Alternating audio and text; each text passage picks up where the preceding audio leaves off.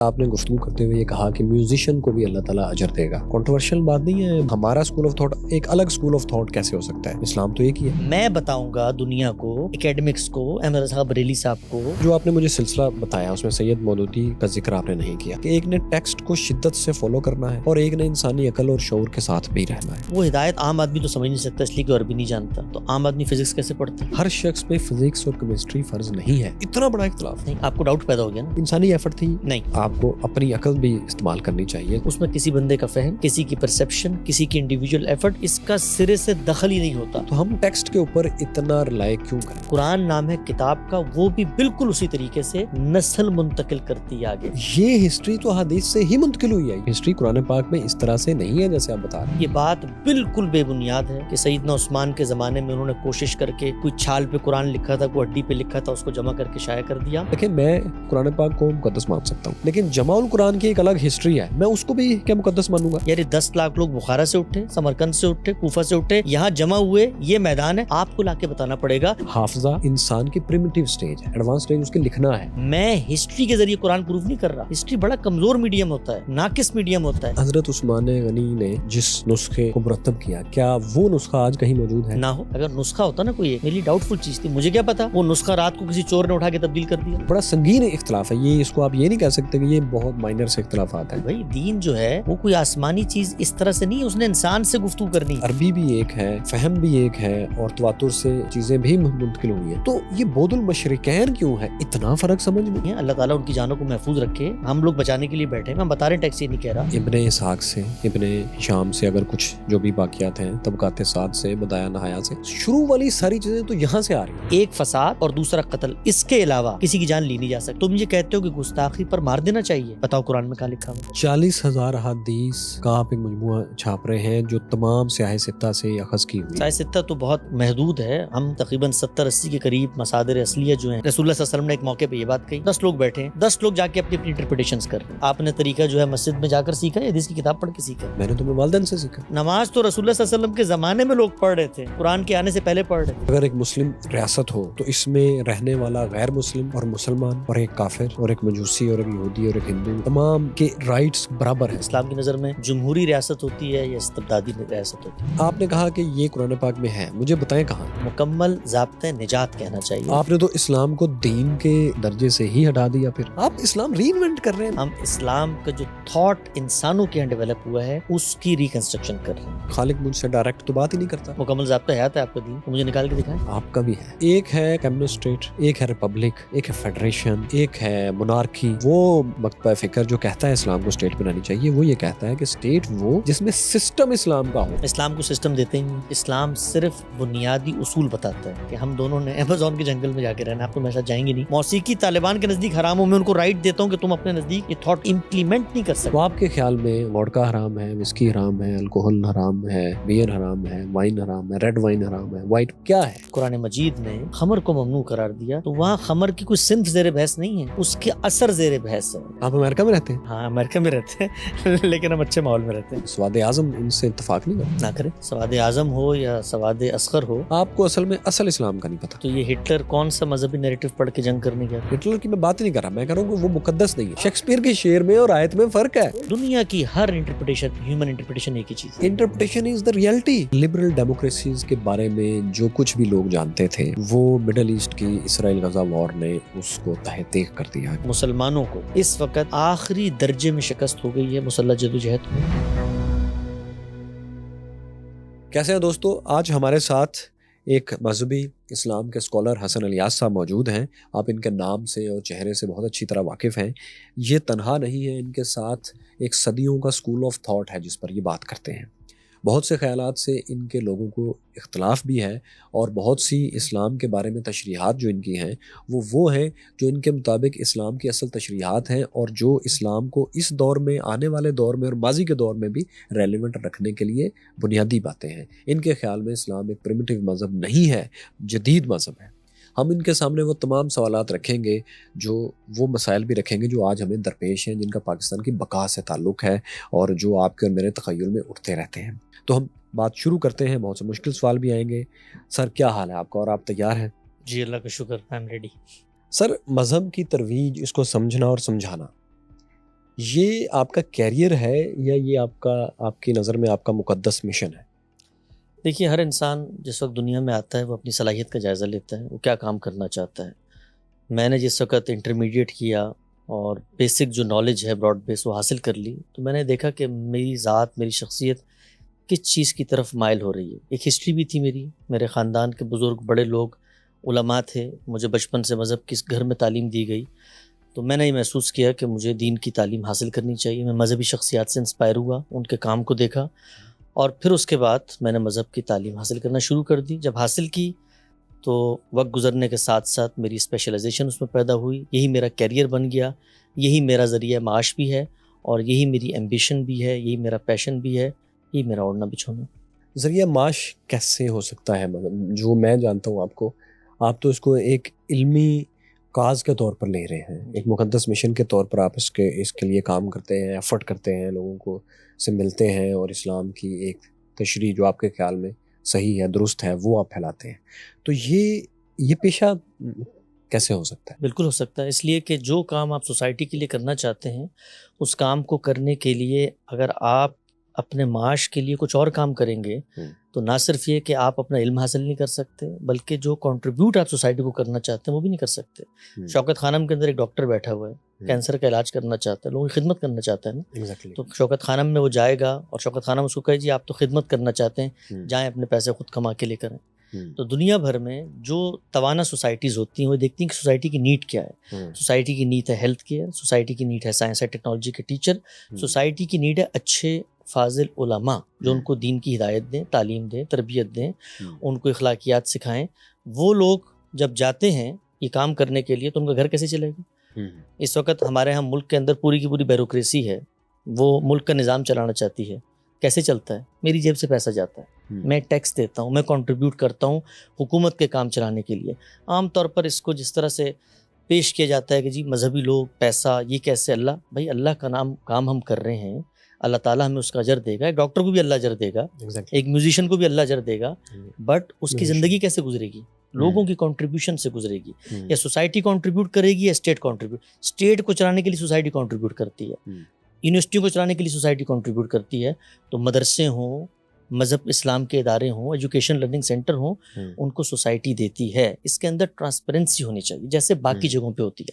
Problem یہ ہے کہ جو مذہب کے نام پر لوگ کام کرنا چاہتے ہیں ان کی ذریعہ معاش سوسائٹی فراہم کرے، اس میں کوئی پرابلم نہیں ہے، کوئی بری بات نہیں ہے. آپ ویسٹ کے اندر جائیں، ہزاروں نان پروفٹ آرگنائزیشنز بنی ہوئی ہیں، وہ نان پروفٹ ٹیکس ایگزمپشن ہوتی ہیں، گورنمنٹ ان کو سپورٹ کرتی ہے.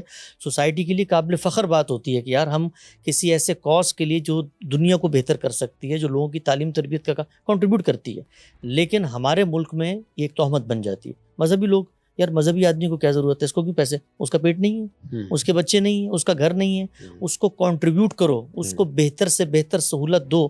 اور یہ دیتے ہوئے بھی یہ نہ ہو کہ جی ہمارے پیسوں پہ، کبھی آپ کے منہ سے یا میرے منہ سے نکلتا ہے یار یہ سیکٹری جو ہے، چیف سیکٹری، یہ میرے پیسوں پہ پل رہا ہے. اس لیے بھائی میں نے اسٹیٹ میں رہنا ہے، اسٹیٹ کا کام ہے میری پروٹیکشن، تو میں کنٹریبیوٹ کروں گا ٹیکس کے ذریعے، تبھی تو اسٹیٹ مجھے پروٹیکٹ کرے گی. تو مذہبی لوگوں کو سوسائٹی کنٹریبیوٹ کرتی ہے. اگر مسلمانوں کی گورنمنٹ اسٹیٹ کو کرنا چاہیے، اسٹیٹ نہیں کرتی تو عام آدمی اٹھتا ہے، وہ میری علمی فکری خدمات کو دیکھتا ہے، وہ ان اداروں کو فنڈ کرتا ہے، ان اداروں میں ڈونیشنز دیتا ہے. ان اداروں کے اندر ایک سسٹم بنا ہوا ہے، وہ سسٹم ہر دنیا کے ملک میں اس کے قانون کے مطابق ہوتا ہے. وہ ادارے میرٹ کے اوپر معاملہ کرتے ہیں. جیسے ایک اچھے ٹیچر کو سیلری ملتی ہے، اسی طرح سے مذہب اسلام کو ہم پڑھاتے ہیں، اس کی ترویج کرتے ہیں، اس پہ غور و فکر کرتے ہیں. بڑے بڑے اداروں نے ہمیں فارغ رکھنے کے لیے کہ ہم 8 گھنٹے پیسے کمانے کے بجائے تحقیق کریں، اس کے لیے ہمیں وہ کنٹریبیوٹ کرتے ہیں. بالکل اس طرح آپ کہہ رہے ہیں کہ جیسے ہسٹری میں سائنسدانوں کو، فلاسفرز کو بادشاہ کا جو دربار ہوتا تھا وہ فیسیلیٹیٹ کرتا تھا تو وہ پھر اپنا کام کر پاتے تھے. البیرونی اس کی بہت بڑی مثال ہے. اچھا مجھے یہ بتائیے کہ آپ نے گفتگو کرتے ہوئے یہ کہا کہ میوزیشین کو بھی اللہ تعالیٰ اجر دے گا. کنٹروورشل بات نہیں ہے بہت سے اسلامی حلقوں میں کہ میوزیشین کو کیوں اجر دے گا، اس کو تو سزا ملنی ہے؟ نہیں، ہمارا نقطہ نظر یہ ہے کہ جب آپ دین کے حوالے سے کسی پر بھی کوئی بات کہنا چاہتے ہیں، so you have to go back to the sources. Religion جو ہے روئے زمین پر وہ آپ کو ہر جگہ بکھرا ہوا نظر آ رہا ہے. ہر کوئی کہہ رہا ہے اللہ یہ کہتا ہے اور رسول اللہ یہ کہتے ہیں. ہماری جو میتھڈالوجی ہے نا وہ بہت سمپل ہے، بڑی سادہ ہے. وہ یہ کہ سورس کوڈ کی طرف جاؤ. ریلیجن ہے کیا؟ ریلیجن زمین پہ کھڑے ہوئے ایک بندے کا دعویٰ ہے کہ مجھے خدا نے منتخب کر لیا ہے، میرے پاس اللہ کا پیغام ہے، میں سب سے پہلے اس پر اعتماد کرتا ہوں یہ خدا کا سچا رسول ہے، پھر اس پیغام کو دیکھتا ہوں کہ واقعی میں خدا کا پیغام ہے، پھر میں اس پیغام کو یونیورسل جو پروٹوکولز ہیں ٹیکسٹ کو پڑھنے کے، ان کو ساتھ لے کے جاتا ہوں ڈی کوڈ کرنے کے لیے۔ تو ہم قرآن مجید کو پڑھتے ہیں، قرآن مجید ایک لینگویج کے اندر ہے، قرآن کو آپ پڑھ جائیں، وہ یہ کہتا ہے کہ جتنی زینت کی چیزیں ہیں، ہم جانتے ہیں کہ زینت کسی چیز کو مزین کرنا، تزئین، آواز کی زینت ہے موسیقی، اسی طرح آرٹ فارم، تصویر کشی آپ کرتے ہیں، مجسمے بناتے ہیں، یہ سب زینت کے باب میں آتی ہے، مزین کرنا، بیوٹیفائی کرنا۔ اللہ تعالیٰ نے انسان کو ایک حصے جمالیات دی، ایستھیٹک سینس، اسی کا ظہور ہوتا ہے، آپ کو ہر جگہ نظر آتا ہے۔ تو قرآن مجید یہ کہتا ہے کہ من حرم زینت اللہ الذی اخرج لعباد، کون حرام کرتا ہے ان زینتوں کو جو میں نے ان بندوں کے لیے، اپنے بندوں کے لیے، یہ مسلمانوں کے لیے ہے موسیقی، ہمارے لیے اللہ نے پیدا کی ہے، اور وہ آگے کہتا ہے یہ دنیا کی جتنی چیزیں ہیں یہ تمہارے لیے ہیں، یہ تو تمہارے اہل ایمان کی وجہ سے غیر مسلموں کو بھی مل جاتی ہے۔ تو موسیقی اللہ کی رحمت ہے، اللہ کی نعمت ہے، آپ کی جو کوگنیٹیو اسکلز ہیں ان کو اجاگر کرتی ہے، آپ کی حصے جمالیات کی تسکین کرتی ہے۔ پرابلم کہاں ہوتا ہے؟ پرابلم یہ ہوتا ہے کہ رسول اللہ صلی اللہ علیہ وسلم سے منسوب کچھ نریشنز ہیں، ہسٹوریکل چیزیں ہیں، ان میں یہ آتا ہے کہ آپ صلی اللہ علیہ وسلم نے موسیقی سننے سے منع فرمایا، اس کی مذمت کی۔ اب ہوتا کیا ہے، لوگ یہ کہتے ہیں کہ یار قرآن میں تو چلو کہیں ممانعت نہیں ہے موسیقی کی، بلکہ اس سے الٹ بات کہی جا رہی ہے۔ تو وہ یہ کہتے ہیں کہ بھائی قرآن آپ زیادہ بہتر جانتے ہیں کہ پروفٹ زیادہ بہتر جانتے تھے؟ تو پروفٹ نے جو اس کی ایکسپلینیشن کی ہے اس کی روشنی میں ہم قرآن کو سمجھیں گے۔ ہم یہ کہتے ہیں کہ دنیا کی ہر ایکسپلینیشن تب ایکسپلینیشن بنتی ہے جب اصل ٹیکسٹ اس کو قبول کر رہا ہو۔ موسیقی کے بارے میں جو اس کو مسلمانوں کے لیے ہونے یا جمالیات میں سے ایک ایسی چیز ہونے کہ جو خدا نے منتخب کی ہے مسلمانوں کے لیے، دنیا کے لیے، آپ کے بقول وہ ایک بڑی اچھی چیز ہے، لیکن ایسی احادیث ہم نے سنی ہے اپنی زندگی میں کہ نبی پاک صلی اللہ علیہ وسلم نے فرمایا کہ میں موسیقی کے آلات کو توڑنے کے لیے آیا ہوں، اور جو کوئی میوزک سنے گا اس کے کانوں میں سیسا ڈالا جائے گا پگھلا کر قیامت کے دن۔ تو وہ اتنی حدیث جو ہیں وہ پھر ان کا کیا مطلب؟ ہمارا ماننا یہ ہے کہ رسول اللہ کی نسبت سے جو بات اب ہمارا کہتے ہیں اس سے کیا مراد ہے؟ ہمارے سے مراد یہ ہے کہ دین اسلام اللہ کے پیغمبر دنیا کو دے کے چلے گئے ہیں، اب ان کے مخاطب انسان ہیں، صحابہ کرام بھی۔ جب آپ کہتے ہیں ہمارا ماننا یہ ہے، ہمارے سے مراد تو ہمارا تو آپ کا کوئی الگ مطلب اسکول آف تھاٹ ہے؟ ہاں بالکل ہے۔ میں کیسے بتاتا ہوں؟ اچھا، سب سے پہلے تو مجھے ان دو احادیث کے بارے میں بتائیں نا جو میں نے کہی ہیں موسیقی کے خلاف، پھر یہ بتائیں کہ ہمارا اسکول آف تھاٹ ایک الگ اسکول آف تھاٹ کیسے ہو سکتا ہے؟ اسلام تو ایک ہی ہے۔ جی، موسیقی کی جو حدیث ہیں ان کے بارے میں ہمارا ماننا یہ ہے، ہمارے پہ پھر ڈی کوڈ کر دیتا ہوں، 2 منٹ صبر کریں گے تو آ جائے گا ہمارے کا مطلب۔ ہسٹری کے اندر جو بھی بات آتی ہے اگر وہ پروفٹ بیان کر رہے ہیں، قرآن یہ کہتا ہے کہ اس کی روشنی میں اس کو دیکھا جائے گا، اس کا استدلال کیا یہاں زیر بحث نہیں ہے، لیکن ہم قرآن کی روشنی میں ہسٹری کو دیکھتے ہیں۔ جب قرآن کی روشنی میں دیکھتے ہیں اور پھر ہسٹری کا خود کریٹیکل انالیسس کرتے ہیں تو ہمیں بات معلوم ہوتی ہے کہ رسول اللہ نے جو دونوں باتیں کہی ہیں یہ علل اطلاق موسیقی کی حرمت کے بارے میں نہیں ہیں، ان کا ایک کانٹیکسٹ ہے۔ ہم نے ان تمام ہسٹوریکل نریشنز کو جمع کیا ہے اور اس میں جو بات سامنے آتی ہے اس سے مراد وہ موسیقی ہے جو موسیقی شرک پر مبنی تھی، وہ موسیقی ہے جو مکہ کے نائٹ کلبز کی شبینہ مجالس میں گائی جاتی تھی، لوگ اس میں شراب پیتے تھے، ڈانس کرتے تھے اور اس کے بعد غافل ہو کے وہیں پڑے رہتے تھے۔ اللہ کے پیغمبر نے مختلف اپلائیڈ سچویشنز کے اندر ان کے بارے میں تبصرہ کیا ہے جن کا کانٹینٹ غلط ہے، جن کے اندر اخلاق کا مسئلہ ہے۔ کوئی بھی چیز اپنی ذات کے اندر ممنوع نہیں ہوتی، یہ اس کا استعمال ہے۔ شاعری کا یہی معاملہ ہے۔ آپ دیکھیے قرآن مجید نے مذمت کی ہے شاعری کی، پیغمبر کے بارے میں کہا بھائی شاعر تھوڑی ہے، شاعروں کے بارے میں کہا یہ تو ہر وادی میں بھٹکتے پھرتے ہیں، کبھی ابھی محبوبہ کے رخسار پہ ہیں، کل جنگ کے میدان میں چلے جائیں گے۔ لیکن کیا شاعری ممنوع ہے؟ نہیں ممنوع۔ اخلاقی پیرامیٹرز ہوتے ہیں جس کی بنیاد پر موسیقی حرام بھی ہو سکتی ہے، موسیقی جائز بھی ہو سکتی ہے، لیکن علی الاطلاق اپنی ذات میں ایسی کوئی بات نہیں ہے۔ دوسری بات آپ نے کہا ہمارا دین جب آیا نا جی دنیا میں، اس کے بعد اللہ کے پیغمبر نے لوگوں کو یہ دین دیا ہے۔ دین ایک ہے، سورسز میں ہے، وہ قرآن، وہ ہے سنت۔ سنت نام ہے عملی پریکٹسز کا، قرآن نام ہے اس ٹیکسٹ کا جو ہمارے سامنے موجود ہے۔ وہ ایک زبان کے اندر ہے، اس کو لوگ سمجھتے ہیں، لوگ انٹرپریٹ کرتے ہیں، لوگوں نے ہی کیا ہے۔ امام شافعی بھی عالم تھے، ابو حنیفہ بھی عالم تھے، دونوں انسان تھے، دونوں نے انٹرپریٹیشن کی۔ قرآن کی دونوں آیتوں کا ایک ہی ٹیکسٹ ہے لیکن مختلف مفہوم برآمد کر رہے ہیں۔ کیوں مختلف کر رہے ہیں؟ اس لیے جب کوئی ورڈ ہوتا ہے وہ ایک کانٹیکسٹ میں آتا ہے، آپ کانٹیکسٹ سمجھتے ہیں تو انسانی علم اثر انداز ہوتا ہے۔ تو دنیا میں ہر فیلڈ، فلسفی کی ہو، سائیکالوجی کی ہو، اینتھروپولوجی کی ہو، ہسٹری کی ہو، ہیومن انٹرپریٹیشن جہاں پر آتی ہے وہ تھاٹ ڈیولپ کرتی ہے۔ تو ایک ہے ریلیجن اور ایک ہے ریلیجس تھاٹ۔ جو ہمارا ریلیجس تھاٹ ہے وہ یہ کہتا ہے کہ موسیقی کے بارے میں جو رائج نقطہ نظر ہے وہ درست نہیں ہے۔ ہمارے سے مراد آپ اپنی ذاتی بات کر رہے ہیں حسن الیاس کی؟ نہیں، میں ایک استاد کا شاگرد ہوں، وہ استاد ایک تھاٹ رکھتا ہے، ان کا نام جاوید احمد غامدی ہے۔ غامدی صاحب بھی ایک استاد کے شاگرد ہیں، ان کے بھی ایک استاد ہیں، ان کا ایک فریم آف ریفرنس ہے، جو ہمارے اصول ہیں، پرنسپلز ہیں۔ اصلاحی صاحب اور اصلاحی صاحب کے استاد مولانا حمید الدین فراحی صاحب، اور فراحی صاحب خود ایک ٹریڈیشن آف نالج میں کھڑے ہوئے ہیں، اس کو ہم دبستان شبلی کہتے ہیں۔ شبلی نعمانی سے آغاز ہوتا ہے، سید سلیمان ندوی ہیں، اس کے بعد علامہ اقبال ہیں، لیکن جاوید غامدی صاحب تو جہاں تک مجھے یاد ہے ان سے پہلے، اصلاحی صاحب سے پہلے سید مودودی صاحب کے شاگرد تھے۔ بالکل ایسے ہی تھا۔ تو بیچ میں جو آپ نے مجھے سلسلہ بتایا اس میں سید مودودی کا ذکر آپ نے نہیں کیا۔ ابھی کر رہا تھا، سید مودودی کا بھی ذکر کر رہا تھا، لیکن وہ اصلاحی صاحب کے ساتھ آتے ہیں جی، میں ذکر شبلی کے بعد آتے ہیں۔ ہاں میں ذکر کرتا، شبلی ہیں، علامہ اقبال ہیں، ابوالکلام آزاد ہیں، سید سلیمان ندوی ہیں، مولانا سید ابواللہ صاحب مودودی ہیں۔ یہ ایک ہی دبستان ہے، اس میں مولانا امین حسن اصلاحی ہیں، اس میں مولانا وحید الدین خان ہیں، غامدی صاحب بھی اسی میں کھڑے۔ لیکن سید مودودی کا اسکول آف تھاٹ اور جاوید اور غامدی صاحب کا اسکول آف تھاٹ بہت مختلف ہے۔ بالکل مختلف ہے، میں آپ کو بتاتا ہوں سملیرٹی کیا ہے۔ جب میں پہلے یہ اپنی آڈینس کے لیے اور آپ کے سننے والوں کو یہ بات کلیئر کر دوں کہ آپ نے یہ بتایا کہ جو حدیث ہے موسیقی والی، وہ آپ کے خیال میں ان کا کانٹیکسٹ اور ہے جی، لیکن حدیث وہ ٹھیک ہے۔ بالکل ٹھیک ہے۔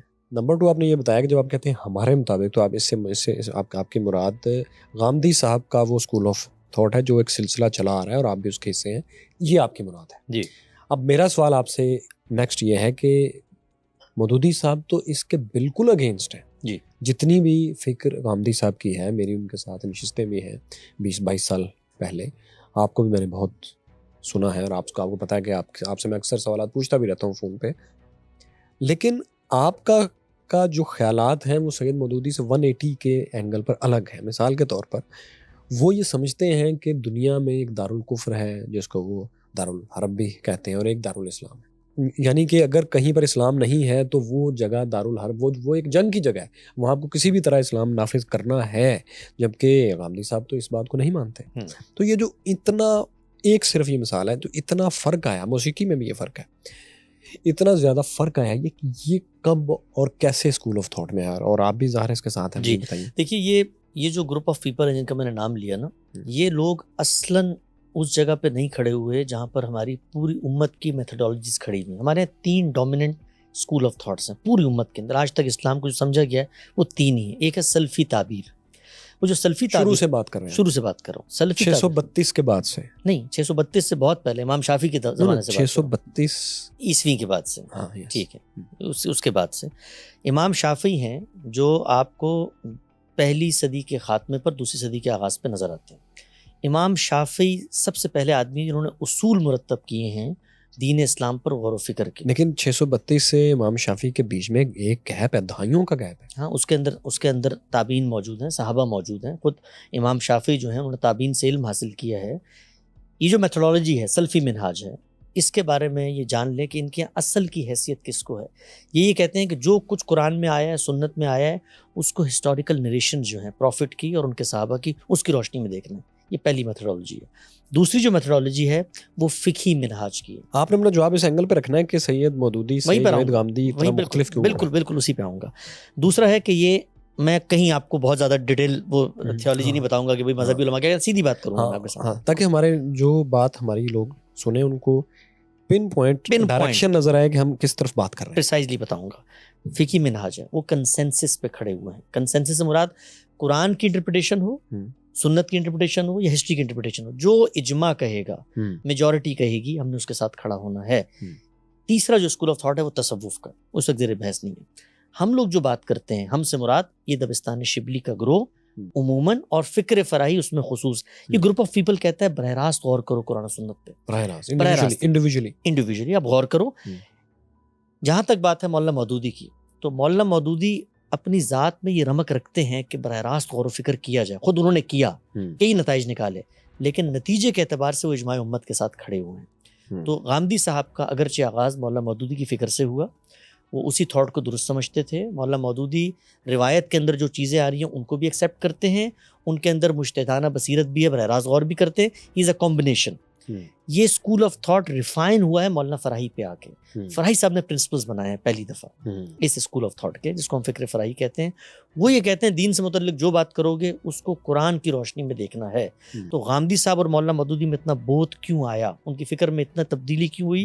اس لیے ہوئی کہ غامدی صاحب نے اس میتھڈالوجی کو مکمل طور پہ ترک کر دیا جو کسی نہ کسی حد تک مولانا مودودی کی تھی. وہ تھی کیا کہ اجماع کی روشنی میں آپ نے دین کی انٹرپریٹیشن کرنی ہے. غامدی صاحب یہ کہتے ہیں اجماع اپنی ذات میں کنسنسس، اور کنسنسس کی روشنی میں دین سمجھنا یہ خود ایک بدعت اور انحراف ہے.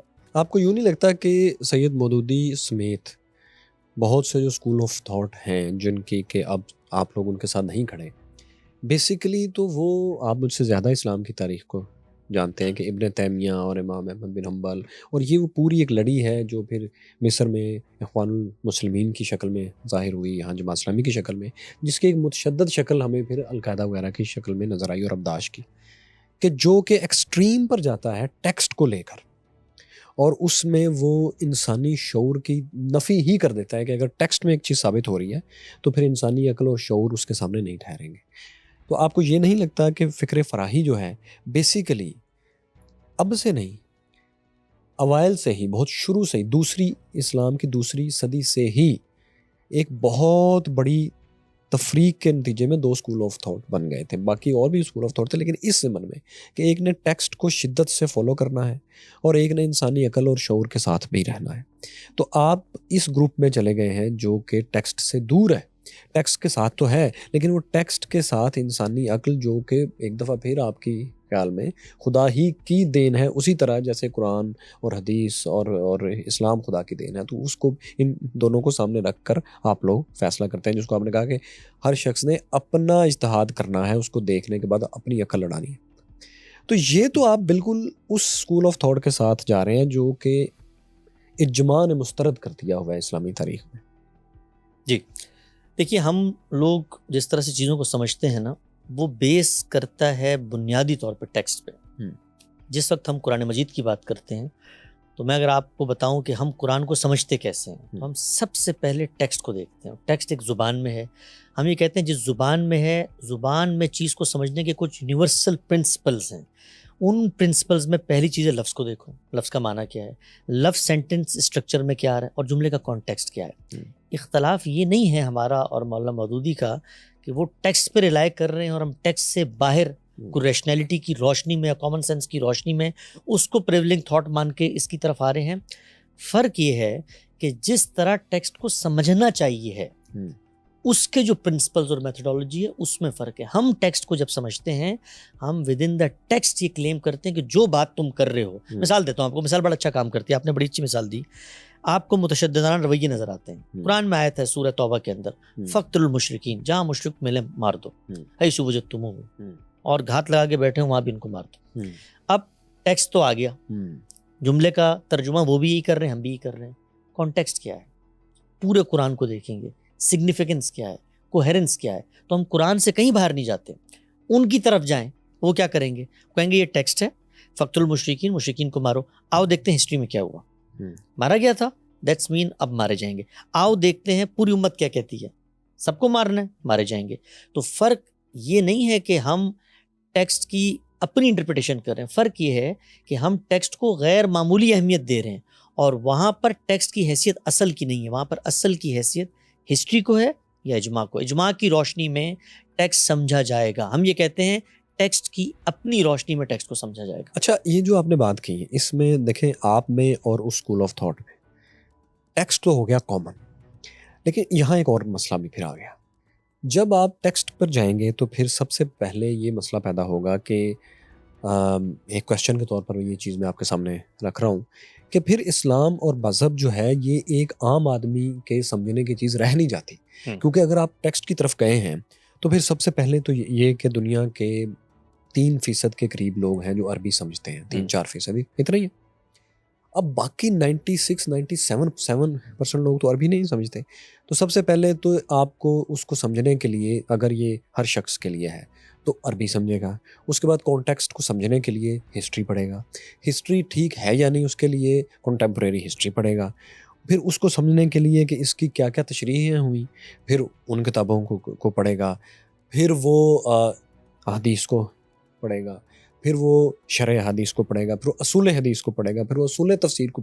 یہ تو پاسبل ہی نہیں ہے کسی آدمی کے لیے. اس کو الٹیمیٹلی کسی مترجم کی ایٹ لیسٹ اگر وہ باقی ساری چیزوں کو چھوڑ بھی دے تو 96-7% لوگوں کو ٹیکسٹ پر اگر رلائی کرنا ہے تو ان کو خدا، رسول، کتاب پر ایمان کے ساتھ مترجم پر بھی ایمان لانا ہوگا. تو کیا اس طریقے سے تو یہ بھی اسلام کی ایک شرط ہوئی کہ میں ایمان لایا مترجم پر؟ جی، اسلام کے دو پہلو ہیں. ایک اسلام کے پریکٹیکل تقاضے ہیں، آپ نے پریکٹیکلی کیا کرنا ہے، وہ سنت کے ذریعے عملاً پوری کی پوری جنریشنز میں پوری کی پوری امت میں منتقل ہو رہے ہیں. آپ نے نماز پڑھنا سیکھی ہوگی، سیکھی ہے. آپ نے نماز پڑھنے کے لیے وہ سارے مراحل طے کیے ہیں جو بھی آپ نے مجھے بتایا، یا ابو مسجد میں لے گئے تھے بچپن میں، وہاں لوگوں کو دیکھا اور نماز پڑھنی سیکھ لی، ایسے ہی ہوا ہوگا نا. تو جتنے پریکٹیکل تقاضے ہیں دین کے وہ پیغمبر نے قوم کو سکھائے ہیں، وہ پریکٹسز ہیں. وہ پریکٹسز جنریشنز میں ٹرانسفارم ہو کے آج میری امت، پوری ملت ہر گلی محلے میں پہنچ چکی ہیں. وہ پریکٹیکل تقاضے ایک عام آدمی کو سیکھنے میں تو کوئی مسئلہ ہی نہیں ہے، یہ ہے کوئی مسئلہ نہیں ہے. ہم اس طرح دیکھتے ہیں روزہ میں نے ریچولس، ایوری ریچول، آپ کی جتنی سنتیں ہیں سب پریکٹیکل ہیں. آپ نے مسلمان ہیں سلام کرنا ہے، مرد و زن کے ساتھ معاملات ہیں، آپ نے ختنہ کرنا ہے، یہ ساری چیزیں، چھینک آئے الحمدللہ، یہ سب پریکٹیکلز ہیں. اس میں آداب بھی ہیں، اس میں شریعت کی عبادات بھی ہیں. یہ سب عام آدمی پریکٹس سے اخذ کرتا ہے. اس میں اخذ و استفادہ، ٹیکسٹ ڈیکوڈنگ، اصول فقہ، تفسیر کی کوئی چکر ہی نہیں ہے. وہ اس کا آپ کے انسانی رویے سے اور اسلام کی خاص شناخت سے تعلق ہے ان سب چیزوں کا، ٹھیک ہے. لیکن جو بات میں پوچھ رہا ہوں وہ چیزیں ہیں جن کے اختلاف کی وجہ سے مسائل پیدا ہوتے ہیں. جی، میں ان کی بات کر رہا ہوں کہ ٹیکسٹ میں اگر آپ جائیں گے تو پھر آپ کو ایک مترجم پر ایمان لانا پڑے گا، اور مترجم ایک تو ہے نہیں، جی، وہ تو سینکڑوں ہیں. تو اس کا مطلب ہے کہ مذہب کی جو تعلیمات ہے یہ ہر شخص کے لیے تو ہے ہی نہیں. جی بالکل واضح آپ کا سوال. یہ پہلا پہلو تو مذہب کی جو تعلیمات ہیں وہ جو ٹیکسٹ میں بھی آ رہی ہیں نا، نماز پڑھو، روزہ رکھو، اس کے عملی مصداقات سوسائٹی میں موجود ہیں. تو بات میں بتانا چاہوں، سمجھ گیا میں آپ کی بات. دوسرا نقطہ یہ ہے کہ اب اللہ کے دین کے جو تقاضے ہیں، اس کی ہدایت ہے. وہ ہدایت عام آدمی تو سمجھ نہیں سکتا، اس لیے کہ عربی نہیں جانتا. تو عام آدمی فزکس کیسے پڑھتا ہے؟ عام آدمی فلسفی کیسے پڑھتا ہے؟ لیکن وہ ہر شخص پہ فرض نہیں ہمیشہ ہے. ہر شخص پہ فزکس اور کیمسٹری فرض نہیں ہے. نہیں، دین بھی جو چیز فرض ہے، جو چیز پڑھنی ہے، وہ اصول تفسیر نہیں ہے، وہ فقہ نہیں ہے، وہ کیا فرض ہے؟ میں سمپل قرآن بات کی بات کرتا ہوں. اصول تفسیر کی، اصول حدیث کی، وہ ہمیشہ ہم ہر بدایا نہایا نہیں پڑھنی اس نے. ہر علم دنیا کا ہر علم ہم اہل علم کی رہنمائی میں حاصل کرتے ہیں. ہر علم، کوئی ایک علم مجھے بتا دیں، ویڈیو ایڈیٹنگ تک بھی جو ہے کہ اس کے لیے استاد چاہیے. ہر علم ہر شخص کے لیے نہیں ہے. کیا اسلام ہر شخص کے لیے ہے؟ ہر شخص کے لیے ہے، ہر کے لیے ہے. اس کا مطلب یہ ہوا کہ ہم اس کو فزکس اور مترجم پہ ایمان کیسے لائے گا؟ وہ مترجم پر یہ ایمان نہیں لاتا کہ یہ اللہ کا، وہ ہمیشہ مترجم بھی یہ بتاتا ہے، لیکن وہ اس کو اسی کے اینگل سے سمجھنے کا پابند ہے. نہیں، کیوں پابند ہے؟ وہ اس کو عربی نہیں آتی. 96% لوگوں کو کیسے عربی آ سکتی ہے؟ 4-5 نمائندہ تفاسیر ہیں، 4-5 نمائندہ تراجم ہیں، 4-5 اردو زبان میں نکال لیں. یہ سب باقی کاپی پیسٹ ہوتا ہے. 4-5 نمائندہ اسکول آف تھاٹ. اب دیکھیں، اس کا مطلب ہے کہ ایک شخص کو پھر وہ 4-5 پڑھ کے پہلے کسی نتیجے پہ پہنچنا پڑے. ایک پڑھ لے، 2 پڑھ لے. میں آپ سے کہتا ہوں کہ آپ اختلافات ہیں. نہیں، ان میں جو اختلافات ہیں، کبھی زندگی میں قرآن مجید پڑھیں، شروع سے آخر تک پڑھیں. یہ جس نوعیت کے اختلافات سامنے آتے ہیں نا، یہ ایکیڈیمک اختلافات ہیں. پورے قرآن کا جو میسج ہے، آپ اس وقت بھی قرآن مجید کا ترجمہ لے لیں اور اس ترجمے کو کمپیریزن میں پڑھیں. اردو زبان کے 3 نمائندے ترجمے لے لیں. یہ میں چیلنج کے ساتھ بات کر رہا ہوں، بہت ہمبل طالب علمانہ، میں اس مشق سے گزرا ہوں. 3 بڑے ترجمے لے لیں. ان 3 بڑے تراجم کے اندر 12 سے 13 مقامات ایسے ہیں، اور وہ مقامات بھی ایکیڈیمک نوعیت کے ہیں. اس کا تعلق دین کی بنیادی فریم سے نہیں ہے. کوئی مترجم آپ کو دنیا میں یہ نہیں کہے گا کہ میری انڈرسٹینڈنگ کے مطابق قرآن مجید تو کہہ رہے شرک کرنا چاہیے. کوئی نہیں کہے گا میری انڈرسٹینڈنگ کے مطابق تو رسول پہ ایمان نہیں رہنا چاہیے. جو بنیادی حقائق ہیں قرآن مجید کے، وہ سب کے ہم وہ ایک زبان میں ہیں، اور زبان بالکل اسی طرح منتقل ہوتی ہے جیسے اسٹیبلش ہسٹری منتقل ہوتی ہے. تو کوئی دنیا کا مترجم ایسا نہیں ہے کہ جو قرآن مجید کا ایسا ترجمہ کر رہا ہو کہ دوسرا بہت مائنیوٹ اختلافات ہوتے ہیں. دیکھیں بڑے بنیادی قسم کے کسی چیز 2 بتائیے مجھے اختلافات. میں بتاتا ہوں. بہت بنیادی قسم کی اگر اس طرح کی باتیں آئیں اس میں ترجمے میں مختلف لوگوں کے، آپ نے ویڈیو ضرور دیکھی ہوں گی. آپ نوجوان ہیں اور اکثر سوشل میڈیا پر میری طرح کافی ویڈیوز دیکھتے ہیں. پاکستان میں ان کا نام نہیں لوں گا، وہ علماء ہیں جو کہ احمد رضا بریلوی کی ان کا ترجمہ اور ان کی تفسیر پڑھنے کے بعد اپنے شاگردوں کو یہ پڑھاتے ہیں کہ دنیا تو فلیٹ ہے اور زمین گھومتی تو نہیں ہے, زمین تو سینٹر ہے, سورج تو نہیں ہے. اس کی ویڈیوز موجود ہیں, ٹھیک ہے. اور وہ جب بھی ان سے پوچھا گیا ہے, یہ ویڈیوز موجود ہیں کہ وہ کہتے ہیں دیکھو اصل ترجمہ ہے یہ والا, یہاں پڑھو, یہاں سے ٹھیک لکھا ہوا ہے. اچھا, میں ایک اختلاف کو بیٹھ کے اس وقت ڈسکس نہیں کرنا چاہ رہا, میں صرف بتا رہا ہوں کہ یہ ایسی واضح چیز ہے اور ملٹی ملین لوگ اس ویڈیو کو دیکھ چکے ہیں.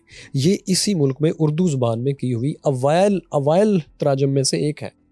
بالکل ٹھیک ہے, یہ آگے آپ کے سامنے. اب دیکھیں نا, اتنا بڑا جب اختلاف ہوگا, صرف میں یہ بتا رہا ہوں کہ اتنا بڑا اختلاف نہیں, آپ کو ڈاؤٹ پیدا ہو گیا نا. ہاں, آپ کو ڈاؤٹ پیدا ہو گیا اس لیے کہ آپ کا کامن سینس, آپ کا وزڈم, آپ کی نالج, آپ کی سائنٹیفک معلومات اس کے خلاف جاری ہے. کوئی مسئلے کی بات نہیں ہے. آپ نے دنیا کی ہر فیلڈ آف نالج میں اس طرح کے اختلافات ہوتے ہیں. میڈیکل کے اندر اختلافات ہوتے ہیں. میں ایک مرض لے کے ڈاکٹر کے پاس جاتا ہوں, وہ کہتا ہے ٹانگ کاٹنی ہے, دوسرا کہتا ہے بالکل بیوقوفی, ٹانگ بالکل نہیں کاٹنی.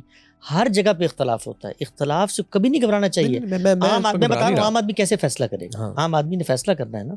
عام آدمی کی زندگی کا اگر تو یہ ایمانیات میں سے کہ آپ یہ مانیں, مطلب میرے نزدیک کوئی شخص قرآن مجید کا غلط ترجمہ کر رہا ہے اور وہ مان رہا ہے زمین چپٹی ہے, تو اس سے اس کی آخرت پہ کوئی فرق نہیں پڑے گا. زندگی میں بیوقوف کہلائے گا, لوگ کہیں گے غلط بات کر رہا ہے, اللہ کے نام پہ غلط بات منسوخ کر رہا ہے. وہ بالکل ٹھیک بات ہوگی. ہاں بالکل ٹھیک ہوگی, کوئی مسئلے کی بات نہیں ہے. اختلاف ہو گیا نا, اس اختلاف کو دنیا میں ہمیشہ سے گوارا کیا جاتا ہے اور ریزالو کیا جاتا ہے. آپ کو عدم اطمینان ہوا نا, آپ کیا کریں گے؟ سب سے پہلے آپ یہ کریں گے, یار احمد رضا بریلی نے یہ ترجمہ کیا ہے, کسی لفظ کا کیا ہوگا نا, یہ لفظ کا کیا ترجمہ ہے؟ اچھا انہوں نے یہ کیا, یہ مولانا ابوالعلا مودودی اس کا کیا ترجمہ کر رہے ہیں, یہ مثال کے طور پہ جلندری صاحب اس کا کیا ترجمہ کر رہے ہیں. آپ دو تراجم پڑھیں, تھوڑی سی محنت ہے دین کے معاملے میں. یہ تو میں کروں گا نا. ہاں, لیکن میں یہ بات کر رہا ہوں کہ میں تو وہ ان لوگوں میں سے, یا آپ ان لوگوں سے, یا اور بہت سے لوگ ہمارے سننے والے ہوں گے جو اس طرح کے کام کرتے ہیں. آپ کے سوال پیدا ہوئے تو محنت کریں گے نا, ان کے سوال ہی نہیں پیدا ہوتے. ہاں, جو اس کو ہمارے زیادہ تر لوگ تو وہ ہیں پوری دنیا میں جو ایک چیز کو دیکھتے ہیں, اس کو درست مانتے ہیں, اس پہ پھر عمل کریں. ان کے پاس نہ اتنا وقت ہے, نہ ان کے پاس کرنے کا کام نہیں بھائی, یہ میرے کرنے کا کام ہے. میں نے علوم پڑھے ہیں, میں نے وہ جو تفصیل آپ نے بتائی تھی نا, اصول فقہ, اصول تفسیر, وہ ڈرانے کے لیے بہت لمبی چوڑی, وہ میں نے پڑھی ہے نا. تو وہ میرا کام ہے, میں بتاؤں گا دنیا کو, اکیڈمکس کو, احمد رضا بریلی صاحب کو, علماء کو, کہ یہ جو بات آپ بیان کر رہے ہیں یہ درست نہیں ہے. یہ میرا کام ہے. ایک عام آدمی مجھے بھی سن رہا ہے. اچھا, مجھے پھر ایک اور اینگل سے بات بتائیں کہ جو اسلام کی مذہب کی تاریخ کو محفوظ کیا گیا, انسانوں نے کیا, انہوں نے لکھی, انہوں نے اس کو یاد کیا یا اس کو لکھا, پھر اس کی بائنڈنگ کی, پھر ان کو پھیلایا, پھر ان کو جمع کیا. یہ تمام انسان جو یہ کام کر رہے تھے, ظاہر ہے وہ اس کے لیے ایفرٹ کر رہے تھے. ٹھیک ہے, انسان ہی کوشش کر رہا تھا. ہمیں اچھی طرح معلوم ہے کہ اوپر سے کوئی اور فرشتہ آ کے نہیں, حضرت عثمان کو اور باقی تمام جو ایک پورا ایک سلسلہ ہے, حجاج بن یوسف سے, اس کے بعد عبد الملک پہ, اور اس کے بعد تمام عباسیوں پہ, اور یہاں تک ترکی میں, مصر میں, فاطمیوں کے پاس, یہاں ہر ایک جگہ پر انسانوں نے اس کی کوشش کی, جمع کیا. سمرقند میں بھی اس کو ہمارے تک پہنچایا. انسانی ایفرٹ تھی؟ شور نہیں. اچھا چلیں ٹھیک, اس کا پھر آپ جواب دیجیے گا. میرے خیال میں کہ انسانی ایفرٹ تھی. ٹھیک. اچھا, اس ایفرٹ میں اگر ہم یقین کرتے ہیں کہ اسماء الرجال کے اوپر اگر ایک پوری کتابیں موجود ہیں, اور اس میں انہوں نے ان تمام لوگوں کی جنہوں نے حدیث اکٹھی کی, ان کی خصوصیات لکھی ہیں, تو اور ہم ان پہ رلائے کر کے کسی حدیث کے ٹھیک ہونے یا اس کے صحیح ہونے یا اس میں اس کے مستند ہونے, اس کے حسن ہونے, اس کے کبھی ہونے پر بات کرتے ہیں, تو بیسیکلی ہم ہر جگہ پر انسانی عقل اور شعور کو ویلیو دے رہے ہیں. لیکن جب ہم ٹیکسٹ پڑھتے ہیں تو اس میں ہم انسانی عقل اور شعور کو ویلیو کیوں نہیں دیتے کہ ہم نے اس ٹیکسٹ پر ہی جانا ہے جو لکھا ہوا ہے, جبکہ ہم میں سے کوئی نہیں جانتا کہ جو ٹیکسٹ مجھ تک پہنچا ہے یہ کس طرح سے پہنچا ہے.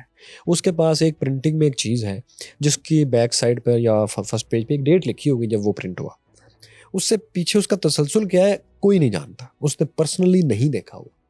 جبکہ جو اس کی عقل اور شعور ہے یہ وہ چیز ہے جس کے اوپر وہ رلائے کر سکتا ہے. اور اپنی پریکٹیکل آپ بھی اور گامدی صاحب بھی پریکٹیکلٹی کی بات کرتے ہیں کہ آپ کو اپنی عقل بھی استعمال کرنی چاہیے. یہ دیکھیں یہ کام پوری دنیا میں کس طرح ہو رہا ہے, تو ہمیں اس کو مختلف طریقے سے کیوں کریں. تو جب پوری دنیا میں جو کام ہو رہا ہے وہ تو انسانی شعور, عقل اور اجتماعی شعور کے ساتھ ہو رہا ہے, تو ہم ٹیکسٹ کے اوپر اتنا رلائے کیوں کریں؟ جی, پہلے تو ایک چیز کی میں تصحیح کر دوں کہ دنیا میں دو طریقے ہوتے ہیں ٹرانسفارمیشن آف نالج کے.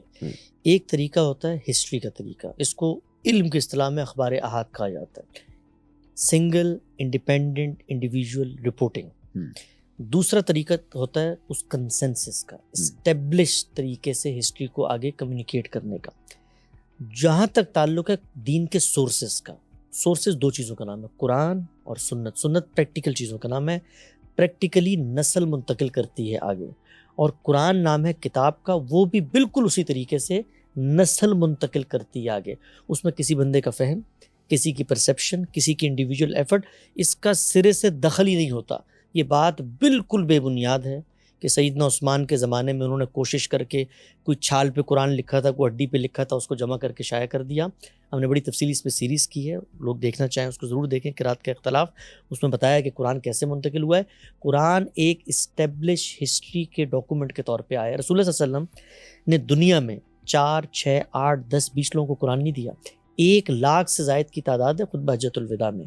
ان سب کے پاس قرآن مجید لکھے ہوئے موجود ہیں، نسخے موجود ہیں، یاد کر رہے ہیں۔ جب افراد کی وہ کہاں ہیں آج ہیں؟ کیا چیز؟ وہ اس وقت کے جو نسخے ان لوگوں کے پاس، کیا آج ان میں سے کوئی ایک بھی ہے؟ ایک نسخہ بھی نہ ہو، بہت سارے ہیں، نہیں، ان میں سے ان میں سے ایک بھی نہ ہو، کوئی ایک ہے ویسے؟ ایک بھی نہ ہو، ہے ویسے بہت سارے۔ یہ اس وقت برمنگھم کی لائبریری میں جائیں، انہوں نے کاربن ڈیٹنگ سے نکال کے بتایا ہے کہ اس زمان ایک بھی نہ ہو۔ میں کہتا ہوں ایک صفحہ ہے، نہیں، ایک صفحہ بھی نہ ہو، ایک صفحہ بھی نہ ہو۔ میں آپ کو بتاتا ہوں، ایک صفحہ بھی نہ ہو۔ وہ جو قرآن مجھ تک پہنچا ہے نا، جو اس وقت موجود ہے میرے پاس، میں تو ایک نسخہ اگر آپ لے کر آئیں گے، میرے لیے وہ زیادہ ڈاؤٹ فل چیز ہے۔ قرآن کو لاکھوں لوگوں نے دنیا تک پہنچایا، وہ لاکھوں لوگ، ان کے بارے میں عقل یہ کہتی ہے کہ اتنی بڑی تعداد افراد کی، ان کے بارے میں آپ یہ سوچیں کہ وہ سب مل کے بیٹھیں اور کہیں آج سے ہم ایک نیا ڈاکومنٹ بنا کر آگے منتقل کریں۔ رسول اللہ نے دین ایک فرد کو نہیں دیا۔ حدیث پہ میں آتا ہوں، اس کا معاملہ بالکل الگ ہے، وہ بالکل اسی طرح منتقل ہوئی ہے جیسے آپ نے بیان کیا۔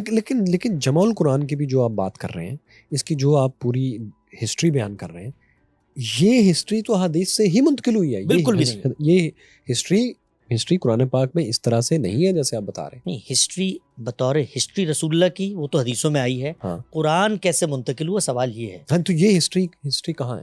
یہ جو ہسٹری ہے کہ قرآن منتقل کیسے ہوا، یہ اسٹیبلش ہسٹوریکل فیکٹ ہے۔ میں آپ سے پوچھتا ہوں، میں ایک بات سنیں، اس کا مطلب ہے کہ اب ہمیں اس ہسٹری پر بھی ایمان لائے جو کہ ایمان نہیں لانا، قرآن پاک کے علاوہ اسٹیبلش ہسٹری پہ آپ ایمان لاتے ہیں۔ ابراہم لنکن کو آپ سے ملاقات نہیں، ہم اسے اختلاف کرتے ہیں۔ ابراہم لنکن تو ہارڈلی 150 سال پرانے۔ اچھا، ابن تیمیہ کو مانتے ہیں کوئی شخصیت تھی دنیا میں؟ ڈیفینیٹلی۔ کیسے آپ کی ملاقات، کوئی ہسٹوریکل فیکٹ، کوئی آٹوگراف، کوئی تصویر، کوئی ویڈیو، کیسے؟ ان کو ہم اس طرح سے مانتے ہیں کہ ان کا سلسلہ در سلسلہ ان کی چیزیں منتقل ہوئی ہیں، لیکن اس میں ایک بات ہے کہ اس میں اس کو ہم قرآن پاک کے برابر اہمیت نہیں دیتے۔ بھلے نہ دیں، ٹھیک ہے، پرابلم یہ نہیں ہے۔ دیکھیں مذہبی ڈاکومنٹ میں، بائبل میں، قرآن میں اور تمام، بائبل جو ہے وہ مجموعہ ہے ہسٹری کا۔ جی اوکے، وہ تو اس کو خود بھی اللہ تعالیٰ کے الفاظ نہیں کہتے، خدا کے الفاظ نہیں کہتے۔ آپ کو پتہ ہے وہ کہتے ہیں کہ یہ متی نے اور لوکا نے انہوں نے اس کو خود لکھا ہے اپنی زبان میں، جو انہوں نے حضرت عیسیٰ سے خدا کا کلام سنا، وہ اس کو خدا کے الفاظ نہیں کہتے۔ لیکن آپ کو پتہ ہے قرآن پاک کا معاملہ مختلف ہے۔ میں صرف یہ بات کر رہا ہوں کہ مذہبی کتابوں میں اور کسی بھی اسکالر کی ہسٹری کے موجود ہونے میں، یا کسی بھی بڑے تاریخی کردار کی ہسٹری کو موجود ہونے میں بڑا فرق ہے۔ کوئی فرق نہیں، بہت بڑا فرق ہے۔ میں الیگزینڈر کی ہسٹری جانتا ہوں، لیکن میں اس میں سے بے شمار چیزوں کو مکمل ڈینائی کر سکتا ہوں کہ یار یہ واقعہ جو ہے نا ٹولمی نے یوں کر کے ڈیفائن کیا تھا، گو کہ وہ ان کے لشکر میں بھی تھا، لیکن فرسٹ والے ٹولمی کی بات کروں، لیکن مجھے لگتا ہے کہ یہ اس نے نا غلط کیا، یہ یوں اور یوں تھا۔ اچھا، میرے پاس پوری آزادی ہے، اور میں اس کو ماڈرن ٹولز کے ساتھ ریجیکٹ بھی کر سکتا ہوں، اس پہ شک بھی کر سکتا ہوں، اس کو مان بھی سکتا ہوں۔ لیکن مذہبی جو اس طرح کے ڈاکومنٹس ہیں، مقدس ڈاکومنٹ، ان کے ساتھ یہ معاملہ نہیں ہے۔ ان کو آپ منون مانتے ہیں، لیکن اگر اس کے ساتھ ایک الگ سے سٹوری ہے کہ یہ چیز جمع اس طریقے سے ہوئی، اب اس کو تو میں اتنا مقدس نہیں مانوں گا نا۔ دیکھیں، میں قرآن پاک کو مقدس مان سکتا ہوں، لیکن جمع القرآن کی ایک الگ ہسٹری ہے، میں اس کو بھی کیا مقدس مانوں گا؟ بالکل نہیں مانیں گے آپ، بالکل یہی میں آپ سے بالکل نہیں مانیں گے۔ دو چیزوں کو الگ الگ کریں، دیکھیں دو چیزوں کو الگ الگ کریں۔ ایک چیز ہے قرآن مجید بحیثیت کتاب کے، وہ کتاب کا جو ٹیکسٹ ہے وہ میں کسی فرد سے نہیں لیتا، یعنی میرے لیے جمع القرآن کی ہسٹری تو وہاں سے میں بتاتا ہوں نا، جمع القرآن تو قرآن سے باہر کی چیز ہے نا، میں تو قرآن کی بات، لیکن آپ اس کو اسٹیبلش تو وہیں سے کر رہے ہیں. نہیں کرتے وہاں سے، بالکل بھی نہیں کرتے. اوکے. آپ سمجھیں اس بات کو، دو الگ الگ چیزیں ہیں. دیکھیں میں اس کو ایک مثال سے آپ کو سمجھاتا ہوں. مغلیہ ایک سلطنت تھی، یہ بات ایک اسٹیبلش ہسٹوریکل فیکٹ ہے، اس میں کوئی تردد ہے کہ بھائی مغل پائے جاتے تھے، کوئی ایک کریکٹر تھا، عالمگیر تھا، یہ اسٹیبلش فیکٹ ہے. یہ فیکٹ مجھے کیسے معلوم ہوا؟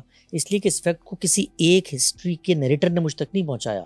اگر وہ کوئی فیکٹ تھا، اس کو ہزاروں لوگوں نے دیکھا، وہ نسل در نسل ٹرانسفارم ہوتا ہے، اسی سے یونیورسل ٹروتھس وجود پذیر ہوتے ہیں. ہم اس کو چیک کرتے ہیں، ہم اس کو چیک کرتے ہیں آرکیولوجیکل ایویڈنس سے، لنگوسٹکس سے، کنٹمپریری ہسٹری سے، کہ جب یہ واقعہ یہاں ہو رہا تھا تو ارد گرد کے کیا اور لوگوں نے میں واقعات پہ نہیں جا رہا، میں کریکٹرز کو صرف ڈیولپ. ہاں میں بھی اسی بات کر رہا ہوں کہ مغل امپائر کیسے قائم ہوئی، کیسے قائم ہوئی سوال نہیں ہے. ہاں سوال کیسے قائم ہوئی نہیں ہے، سوال یہ نہیں ہے اس دور میں کیا ایونٹ ہوا، یہ ہسٹری ہے. میں جو بات بتانا چاہتا ہوں وہ یہ ہے، نہیں اس ہسٹری کی کسی بھی چیز کو کنفرم کرنے کے ٹولز ہیں. ہسٹری میں صرف اور صرف ہم لوگوں کی ہسٹری میں جانے نہیں، لوگوں کی ہم نے یادداشت کریکٹر کے بارے میں پوچھا. میں نے آپ سے، میں نے صرف ایک بات کی آپ سے، میں نے یہ بھی نہیں کہا کہ ہونے اور نہ ہونے. ہونے یا نہ اچھا ابھی صرف اس پہ بات اس پہ میں نے یہ بھی نہیں کہا کہ عالمگیر کا نام عالمگیر کیسے پڑا تھا. آپ صرف یہ بات کر رہے ہیں کہ کچھ تھی یا نہیں اس کے اوپر. یہ اسٹیبلش ہسٹوریکل فیکٹ ہے. یہ کیسے اخذ کیا جاتا ہے دنیا میں؟ جو اسٹیبلش ہسٹوریکل فیکٹس ہوتے ہیں وہ کیسے اخذ کیے جاتے ہیں؟ وہ اجماع اور تواتر. اجماع اور تواتر ہوتا کیا ہے؟ ایک منٹ میں سمجھا دیتا ہوں. ایک بات میں نے ان کو بتائی، انہوں نے باہر جا کے کسی اور کو بتائی، انہوں نے کسی اور کو بتائی، ان کی پرسیپشن شامل ہوگی، اس کا حافظہ شامل ہوگا، تیسری کی رپورٹنگ شامل ہوگی. وہ ہسٹری بنتی ہے، اس پہ ڈاؤٹ ہوتے ہیں، اس پہ سوال ہوتے ہیں، اس پہ پرسیپشن، سب چیزیں ہوتی ہیں. میں یہاں پر بٹھا کر 10,000 لوگوں کو، 20,000 لوگوں کو، 50,000 لوگوں کو ایک فیکٹ بتاتا ہوں. وہ فیکٹ غلط ہو سکتا ہے، فیکٹ غلط صحیح زیر بحث نہیں، ایک فیکٹ بتاتا ہوں. میں کہتا ہوں یار آج میں بیمار ہوں، یہ واقعہ ہے، ہو سکتا ہے میں بیمار نہ ہوں، یہ واقعہ ہے. وہ 20,000 30,000 1,00,000 کا مجمع، ان لوگوں کو جمع ہونا پڑے گا اس بات پر کہ یار آج سے ہم سب مل کر یہ جھوٹ بولیں گے کہ اس نے یہ نہیں کہا تھا کہ میں بیمار ہوں. تو اجماع اور تواتر کنسنسس کیا کرتے ہیں؟ ایونٹ کو رپورٹ کرتے ہیں جنریشنز میں، ایونٹ کی ڈیٹیلز، ایونٹ کے بارے میں کریکٹرز کی معلومات. یہ ہسٹری کا موضوع ہے. تو رسول اللہ صلی اللہ علیہ وسلم نے قرآن دیا، جنریشن کو دیا، کنسنسس سے منتقل ہوا. اس کے لیے میں بندے کے پیچھے نہیں جاتا کہ میں بتاؤں پہلا قرآن کا ہے، دوسرا قرآن کا ہے. پوری نسل وہاں سے لے کے لاکھ کروڑ ارب لوگ ایک دوسرے کو دے رہے ہیں. اس میں امکان ہی نہیں ہے غلطی کا. کوئی کیا ہے غلطی اگر آپ کہیں گے نا امکان ہے تو آپ کو بتانا پڑے گا یار یہ 10 لاکھ لوگ بخارا سے اٹھے، سمرقند سے اٹھے، کوفہ سے اٹھے، یہاں جمع ہوئے، یہ میدان ہے. آپ کو لا کے بتانا پڑے گا. انہوں نے کہا آج ہم قرآن مجید کی ایک اور سورت شامل کر کے دیتے ہیں. یہ ایک الگ چیز ہے. اور پھر ہسٹری، پروفٹ موجود ہیں، بات کر رہے ہیں، آیتیں پڑھ رہے ہیں، آیتیں سمجھا رہے ہیں، صحابہ ان سے گفتگو کر رہے ہیں، خود قرآن مجید کو لوگ جمع کر رہے ہیں، لکھ رہے ہیں. آپ کو دلچسپ بتاؤں، قرآن مجید جب نازل ہوا نا تو شروع میں کچھ لوگ ان کے کچھ الفاظ نہیں پڑھ سکتے تھے، تو رسول اللہ نے اس کی اجازت دی. کہنے لگے یار معنی میں فرق نہیں پڑتا، تم یہ پڑھ لو، ٹھیک ہے نا، یہ پڑھ لو. اور جب قرآن مکمل ہو گیا رسول اللہ نے کہا آج کے بعد یہ نہیں پڑھنا، آج کے بعد یہ اصل چیز ہوگی. وہ جو اجازت دی تھی نا یہ پڑھ لو، وہ بھی ہسٹری میں نقل ہو رہا ہے. وہ قرآن کے بارے میں جو اجازت تھی وہ بھی ہسٹری میں آ رہی ہے. تو ہسٹری پرسیپشن سے منتقل ہوتی ہے، حافظے سے منتقل ہوتی ہے، ڈاؤٹ فل ہوتی ہے. اس پر آپ کلام کریں گے، میں کلام کروں گا. لیکن جو سورسز ہیں، جو بیسک نالج ہمیں مل رہی ہے، اس میں ہیومن انٹرپریٹیشن، ہیومن انٹرفیرنس وہ ہے ہی نہیں سرے سے. اس میں کلیکٹیو وزڈم ہے، اس میں جنریشن کام کر رہی ہے، اس لیے اس میں کوئی ڈاؤٹ نہیں آتا. ان دو چیزوں کے فرق کو سمجھ. میرا اس میں یہ کہنا ہے کہ دیکھیں پرانے زمانے میں جس کی ہم بات کر رہے ہیں، اس وقت ہسٹری لکھنا یا کوئی بھی چیز کو لکھنا یا اس کو رواج دینا لکھ کر یہ آسان کام نہیں تھا. بالکل ٹھیک.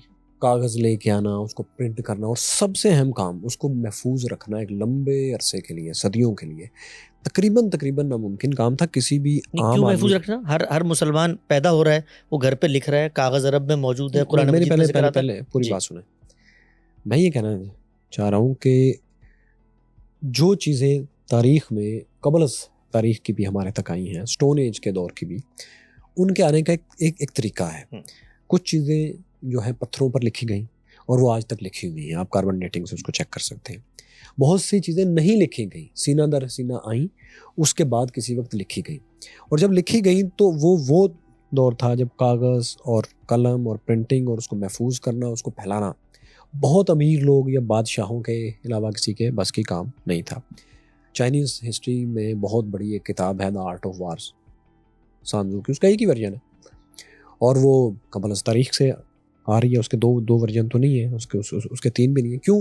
کیونکہ وہ بادشاہ کے ساتھ مل کے کام کرتا تھا, اور بادشاہ کے پاس یہ لگژری تھی کہ اس کی کہی ہوئی باتوں کو لکھ کے کتاب کی شکل میں آگے پہنچا سکے.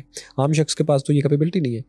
جب آپ یہ کہتے ہیں کہ اسلامک ہسٹری میں اختلاف نہیں ہے, یہ چیزیں میں نے کبھی نہیں کہا. کون کہتا ہے اسلامک ہسٹری میں اختلاف؟ اسلامک ہسٹری میں ہے. میں اور اینگل سے بات کر رہا ہوں کہ جمع القرآن کی بات آپ نے کی نا, میں اس اینگل سے بات کر رہا ہوں کہ اس کو لکھنا اور محفوظ کرنا تو ایک بادشاہ حکمران کا کام تھا. عام لوگوں کی تو اور بھی تحریریں اس دور کی نہیں ملتی. یہ بات تو ہم تب کہیں نا جب اس دور کی لکھی ہوئی اور بہت سی تحریریں موجود ہوں. اس دور کا تو ایک ہی ٹیکسٹ ہے جس کو ہم مانتے ہیں, اور تو کوئی ہے ہی نہیں. کس نے کہا آپ کو نہیں؟ مجھے بتا دیجیے. ہے تو یہ جو ہسٹری کے اندر عرب جاہلی کے قصائد آج تک منتقل ہو رہے ہیں, ہسٹری کے اندر رسول اللہ صلی اللہ علیہ وسلم سے پہلے کے, ان سے بہت پہلے کے, یہ جتنے شعراء تھے جن کو سبع معلقات کے شعراء کہتے ہیں, جن کی لکھی ہوئی بولی ہوئی شاعری حرم کے اندر لٹکا دی جاتی تھی, عرب لکھنا جانتے تھے, عرب کے اندر کاغذ موجود تھا. عرب یہ موجود ہے, یہ موجود اسی طرح ہے جیسے اسلامی احادیث اور یہ تعلیمات ہیں, وہ پیپر کاغذ پتھر کسی شکل میں موجود نہیں ہے. یہ میں بات ہے کہ ہمارے لیے آپ کو وہ نسخہ چاہیے. میں یہ بات ہے, آپ دیکھیں ماڈرن ہسٹورینز جو ہیں وہ کسی چیز کو تب قبول کرتے ہیں جب وہ مختلف اینگل سے پروو ہو. اگر اس کا کانٹیکسٹ موجود نہیں ہے, اگر اس کے لیے اس کا کوئی اوریجنل اس وقت کا ڈاکومنٹ موجود نہیں ہے, اگر کنٹمپوریری ہسٹری میں اس کو اچھے طریقے سے کسی اور نے کور نہیں کیا ہوا, تو اس چیز پر ڈاؤٹ کیا جاتا ہے. میں یہ بات کہنا چاہ رہا ہوں, جب آپ کہتے ہیں کہ سبع معلقات موجود ہیں, وہ بھی اسی طرح لوگوں کو یاد تھیں, اس میں روانی تھی, لوگ شاعری یاد کرتے تھے. آپ کو پتا ہے عربوں کا حافظہ بڑا مشہور تھا کیونکہ لکھتے نہیں تھے. لیکن آپ کو علم ہونا چاہیے کہ حافظہ انسان کی پریمیٹیو سٹیج ہے, ایڈوانس سٹیج نہیں ہے. ایڈوانس سٹیج اس کے لکھنا ہے, جس نے اس کو آگے بڑھایا, اس کو ترقی دی. تو وہ جب لکھنا شروع کیا تو پھر انہوں نے سب کچھ ہی لکھا. لیکن سبع معلقات آج آپ کے پاس لکھی ہوئی شکل میں کہیں نہیں ہے. اس دور کی نہیں لکھی ہوئی نہیں ہے آپ کے پاس. قرآن مجید بھی رسول اللہ کا نسخہ آپ کے پاس نہیں ہے. سوال میں آپ سے پلٹ کے پوچھتا ہوں, مسلمان اس وقت 100 ارب کی تعداد میں ہیں, ان کے پاس ایک کتاب ہے, وہ کتاب کے بارے میں ان کا دعویٰ یہ ہے کہ اس کو نسلوں نے آگے منتقل کیا ہے, جنریشنز نے منتقل کیا ہے. آپ نے آ کر مجھے یہ بتانا ہے کہ یہ دیکھو تمہاری جنریشنز میں انقطاع, آپ لے کر آئیں ہسٹری, اور مجھے بتائیں کہ بھئی 4 صدی ہجری میں, یہ میں تمہیں بتا رہا ہوں مسلمان تو واقف ہی نہیں تھے قرآن نامی کسی کتاب سے.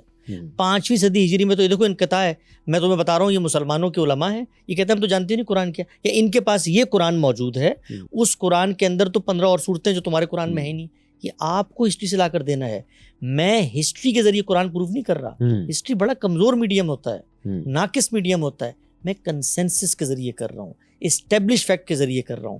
تو یہ چیز فرق سمجھنے کا ہے کہ قرآن مجید کا معاملہ یہ نہیں ہوا کہ رسول اللہ نے ایک نسخہ لکھا, سرکاری سطح پہ لکھا گیا, اور لکھنے کے بعد انہوں نے حوالے کر دیے اپنے جانشین کے, اور ان جانشینوں نے آگے اپنے پاس محفوظ کر لی, اور آج ہمارے پاس میوزیم میں موجود ہے. قرآن مجید ہر فرد کے پاس موجود ہے, ہر فرد کے نسخے تھے, ہر فرد اس کو لکھ رہا تھا. اللہ کا پیغمبر دنیا میں بیٹھا ہوا ہے, وہ قرآن بتا رہا ہے, لوگ لکھ رہے ہیں. اس کے بعد ایک اور زائد اہتمام ہوا. اب میں آپ کو بتاتا ہوں جو زائد اہتمام, وہ زائد اہتمام کیا تھا کہ نسخے موجود ہیں, لیکن رسول اللہ نے جب لوگوں کو پڑھنے کی بھی اجازت دی کہ بھئی ایسے بھی پڑھ لو, اور پھر اس کے بعد اس چیز پر پابندی لگا دی گئی. جب قرآن کی تلاوت مکمل ہو گئی, نزول مکمل ہو گیا, اس کو دوبارہ ترتیب دیا گیا, تو اس موقع پر کچھ لوگوں نے وہ جو پرانی قرات تھی وہ پڑھنی شروع کی, وہ پڑھ رہے تھے. تو ان کو لوگوں نے جا کر کہا کہ بھائی یہ قرآن مجید مرتب شکل میں موجود ہے, یہ ہزاروں لوگوں کے پاس موجود ہے, تم کیوں پڑھ رہے ہو؟ انہوں نے کہا میں رسول اللہ نے اجازت دی تھی. انہوں نے کہا اجازت منسوخ ہو گئی ہے خود قرآن کی روشنی میں. اب اس موقع پر اسٹیٹ کی سطح پر سیدنا عثمان کا جو کارنامہ ہے, میں آپ کو ایک مثال سے سمجھاتا ہوں. بھٹو صاحب نے پاکستان کے اندر ایک لا بنایا قرآن کے بارے میں. انہوں نے کہا جب بھی قرآن چھپے گا وہ ایک پروسیس سے گزرے گا, ٹھیک ہے نا. اس سے پہلے کیا لوگ قرآن مجید سے واقف نہیں تھے؟ یا بھٹو صاحب کے اقدام سے پہلے قرآن مجید کہیں چھایا نہیں ہوتا تھا؟ گورنمنٹ کا کوئی لا نہیں تھا اس سے پہلے، لا بنایا گورنمنٹ نے کہ اب قرآن مجید چھپے گا تو اس کو یہ 4 قاری پڑھیں گے، اس کی تصحیح ہوگی. کیونکہ کاتب لکھتا ہے، کوئی لفظ غلط نہ ہو جائے، کوئی چیز نہ. پہلے بھی غلطی ہو جاتی تھی، اس غلطی کو 10 لوگ ٹھیک کر لیتے تھے. بھائی یہ تمہارے نسخے میں غلطی ہو گئی، بالکل ٹھیک ہے. تو کنسنسس کھڑا ہوتا ہے. تو سیدنا ابوبکر نے جو کام کیا وہ یہ کیا کہ اسٹیٹ کی سطح پر اس کا اہتمام کیا. سیدنا عثمان نے اسٹیٹ کی سطح پر یہ اس بات کا اہتمام کیا کہ اب کوئی ایسا نسخہ جو لوگوں کے پاس پہلے سے موجود تھا، جس میں کسی چیز کو پڑھنے کی اجازت دی گئی تھی، وہ بھی نہیں ہوگا. سرکاری سطح پہ پورے کے پورے عالم اسلام میں نسخے پہنچائے بھی گئے، اور وہ نہ بھی پہنچاتے، بھٹو صاحب قانون نہ بھی بناتے، تاج کمپنی قرآن نہ بھی چھاپتی، تب بھی پوری کی پوری نسل ہے مسلمانوں کی، کروڑوں کی تعداد میں، وہ کنسنسس کے ذریعے نسل در نسل جیسے اسٹیبلش ہسٹوریکل فیکٹ منتقل کرتی ہے. اور قرآن کا تو ایک اور کمال ہے، وہ یہ ہے کہ صرف ٹیکسٹ نہیں ہے، ٹیکسٹ کی ریڈنگ بھی اس کے اوپر ثبت کی گئی ہے. یہ جو اعراب آپ کو نظر آتے ہیں یہ ریڈنگ ہے، یعنی جب آپ بولتے ہیں عربی زبان تو آپ کو زبر زیر پیش بولنا ہوتا ہے، وہ ریڈنگ بھی ثبت کر دی گئی، پڑھنا کیسے ہے. تو اس پوری چیز کو نسلوں نے آگے منتقل کیا ہے. اس میں کسی کو ہسٹری کی روشنی میں اعتراض کرنا ہے، اس کو ہسٹری لا کر دینی ہے، مجھے اس کو بتانا ہے کہ بھائی ہسٹری میں تمہاری یہ کتاب. حضرت عثمان غنی نے جس نسخے کو مرتب کیا، کیا وہ نسخہ آج کہیں موجود ہے؟ نہ ہو اچھی بات ہے. میں سر پوچھ رہا ہوں ہے یا نہیں. ہم یقین سے نہیں کہہ سکتے، کہیں ہو، نہیں ہونا بھی نہیں چاہیے. نہیں ہونا چاہیے. کیوں ہونا چاہیے؟ اس لیے کہ وہ ایک نسخے پہ ریلائی نہیں کر رہے. بھائی اربوں نسخے ہیں، اربوں نسخے ہیں. نسخے پہ تو وہ تب ریلائی کریں کہ جیسے ایک نسخہ ان کے پاس ہے، باقی کسی کے پاس کوئی نسخہ ہی نہیں ہے. صرف فور ریکارڈ میں پوچھ رہا ہوں کہ آپ کے خیال میں وہ نہیں ہے؟ نہیں ہے. اچھا، بہت سارے نسخے ان کے بارے میں کلیم کیا جاتا ہے، کوئی کہتا ہے توپ کاپی میں کچھ یہ بہت اختلافات ہیں اس میں. لیکن میں 1 سیکنڈ کے لیے مانتا ہوں کہ نسخہ پایا نہیں جاتا، کوئی فرق نہیں پڑتا. توپ کاپی والا میں نے دیکھا ہے، وہ اس کے اوپر پہلے نہیں، لیکن اب انہوں نے لکھا ہے کہ یہ وہ نہیں ہے عثمان والا، بلکہ انہوں نے لکھا ہے یہ اس کا 100 سال بعد والا بھی نہیں ہے. کوئی فرق نہیں پڑتا اس سے. اس کی وجہ میں بتاتا ہوں نا. آپ کہہ نسخہ ہوتا تو میرے لیے ڈاؤٹ فل چیز تھی.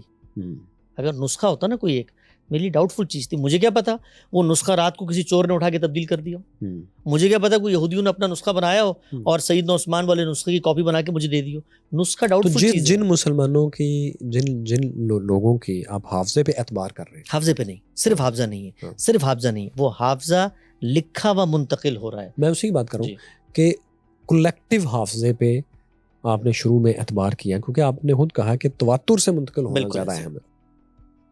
تو ان کی حفاظت پہ کیوں نہیں آپ اعتبار کریں گے؟ کن کی حفاظت؟ آپ نے کہا کہ اگر موجود ہوتا تو مجھے ڈاؤٹ ہوتا کہ شاید کسی نے چینج نہ کر دیا. وہ اس ایک نسخے کو 1 ارب لوگ سنبھال کے رکھتے ہیں نا. 1 ارب نہیں، ظاہر ہے مسلمانوں کی کوئی اتھارٹی اس کو سنبھال. ضرورت کیوں ہے اس کو؟ ان کے پاس اپنے نسخے موجود ہیں. اچھا، اب ایک اور بات، چلیں اس بات کو نا کنکلوڈ کرتے ہیں، آگے چلتے ہیں. ایک اور اس میں صرف مجھے ایک بات آپ بتائیں، آپ کے خیال میں حافظہ انسانی تہذیب کی ایڈوانس شکل ہے یا تحریر ایڈوانس شکل ہے؟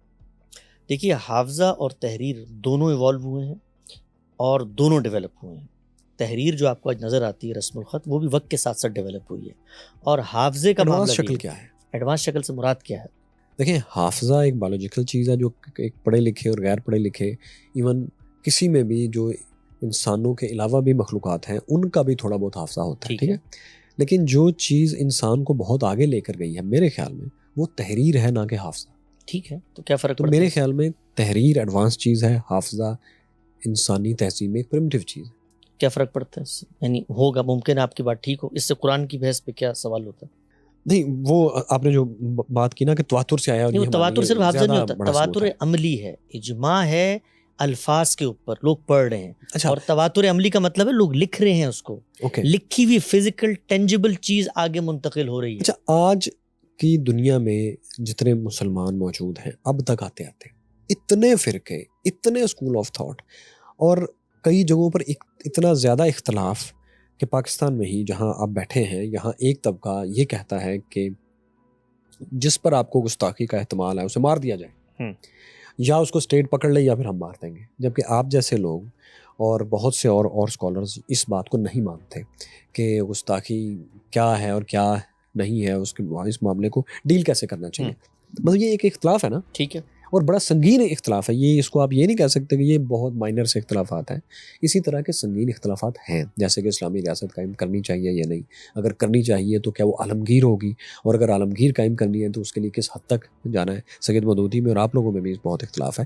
تو اگر ایک ہی کتاب ہے، عربی بھی ایک ہے، فہم بھی ایک ہے، اور تواتر سے چیزیں بھی منتقل ہوئی ہیں، تو یہ بود المشرقین کیوں ہے؟ اتنا فرق سمجھ میں؟ اچھا، سب سے پہلے تو مجھے ایک چیز بتائیے گا، اتنے پہلے مجھے یہ فرقے، بتائیے یہ فرق ہے کہ نہیں؟ آتا ہوں میں اس نہیں کے نہیں، اوپر، سلسلہ بالکل بتائیں۔ بتاؤں، نہیں فرق نہیں ہے، فرق ہے، میرے نزدیک ایک شخص آپ نے کہا فہم بھی ایک طریقے سے منتقل ہو رہا ہے، دنیا میں کبھی کوئی نہیں، دنیا متکلم کو آپ چھوڑ نہیں، دیں، کوئی دین کے معاملے میں دین کے انسانوں کو معاملے دیا کی نا، بات کر رہے ہیں۔ انسان کو دیا بھائی، دین جو ہے وہ کوئی آسمانی چیز اس طرح سے نہیں ہے، اس نے انسان سے گفتگو کرنی ہے۔ دین آسمانی چیز ہے، آپ کہہ رہے ہیں آسمانی آسمانی نہیں چیز اس طرح سے نہیں ہے کہ وہ آسمان پہ کہیں بیٹھی فرشتے پڑھ رہے ہیں، انسان نے پڑھنا ہے اس کو، آسمان سے اتر کے انسان کے ہاتھ میں آ گئی ہے۔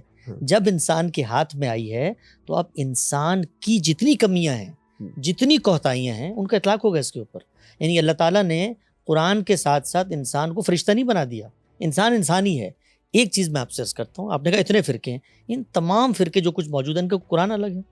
نہیں، قرآن تو ایک ہی ہے۔ ایک ہی ہے نا، ہاں، قرآن تو ایک ہی ہے۔ ہاں۔ اس کا مطلب کنسنسس سے پوری امت مسلمہ اختلافات کے باوجود قرآن تو پہنچا رہی ہے۔ لیکن اس کا فائدہ کیا ہے جب ایک جملے کی تشریح ایک گروہ یہ کرتا ہے کہ انسانوں کو مار دینا چاہیے، ایک سمجھتا ہے کہ نہیں مارنا چاہیے۔ کیوں کرتا ہے وہ؟ اتنا فرق کیوں کرتا ہے؟ کبھی اصل فرق تو یہ ہاں کبھی غور کیا کیوں کرتا ہے؟ یعنی میں پوچھنا چاہتا ہوں، میں اس کو سمجھتا ہوں کیوں کرتا ہے، لیکن میں اس پہ آپ سے بات میں بتاتا ہوں ہوں کیوں کرتا ہے۔ اس لیے کرتا ہے کہ جس وقت تک آپ ٹیکسٹ کو پڑھنے کے لیے، انٹرپریٹ کرنے کے لیے، اس کی تفہیم اور تبیین کے لیے ٹیکسٹ کو اصل نہیں مانیں گے اور ٹیکسٹ کے اندر سے ٹیکسٹ کو نہیں سمجھیں گے تو ہمیشہ مس انٹرپریٹیشن ہوگی۔ لیکن ہوا کیا؟ ہوا یہ کہ پروفٹ آئے، اس کو ریزالو کون کرے گا؟ ٹیکسٹ کرے گا۔ ٹیکسٹ پر ہی تو مسئلہ ہو رہا ہے، اس کی تشریح پہ۔ تشریح پہ کیسے مسئلہ ہو رہا ہے؟ آپ مثال کو لے لیں، قرآن مجید آپ کہتے ہیں کہ کہتا ہے کہ جی جس نے توہین کی مار دو، آیت پڑھیں، کہاں کہتے ہیں؟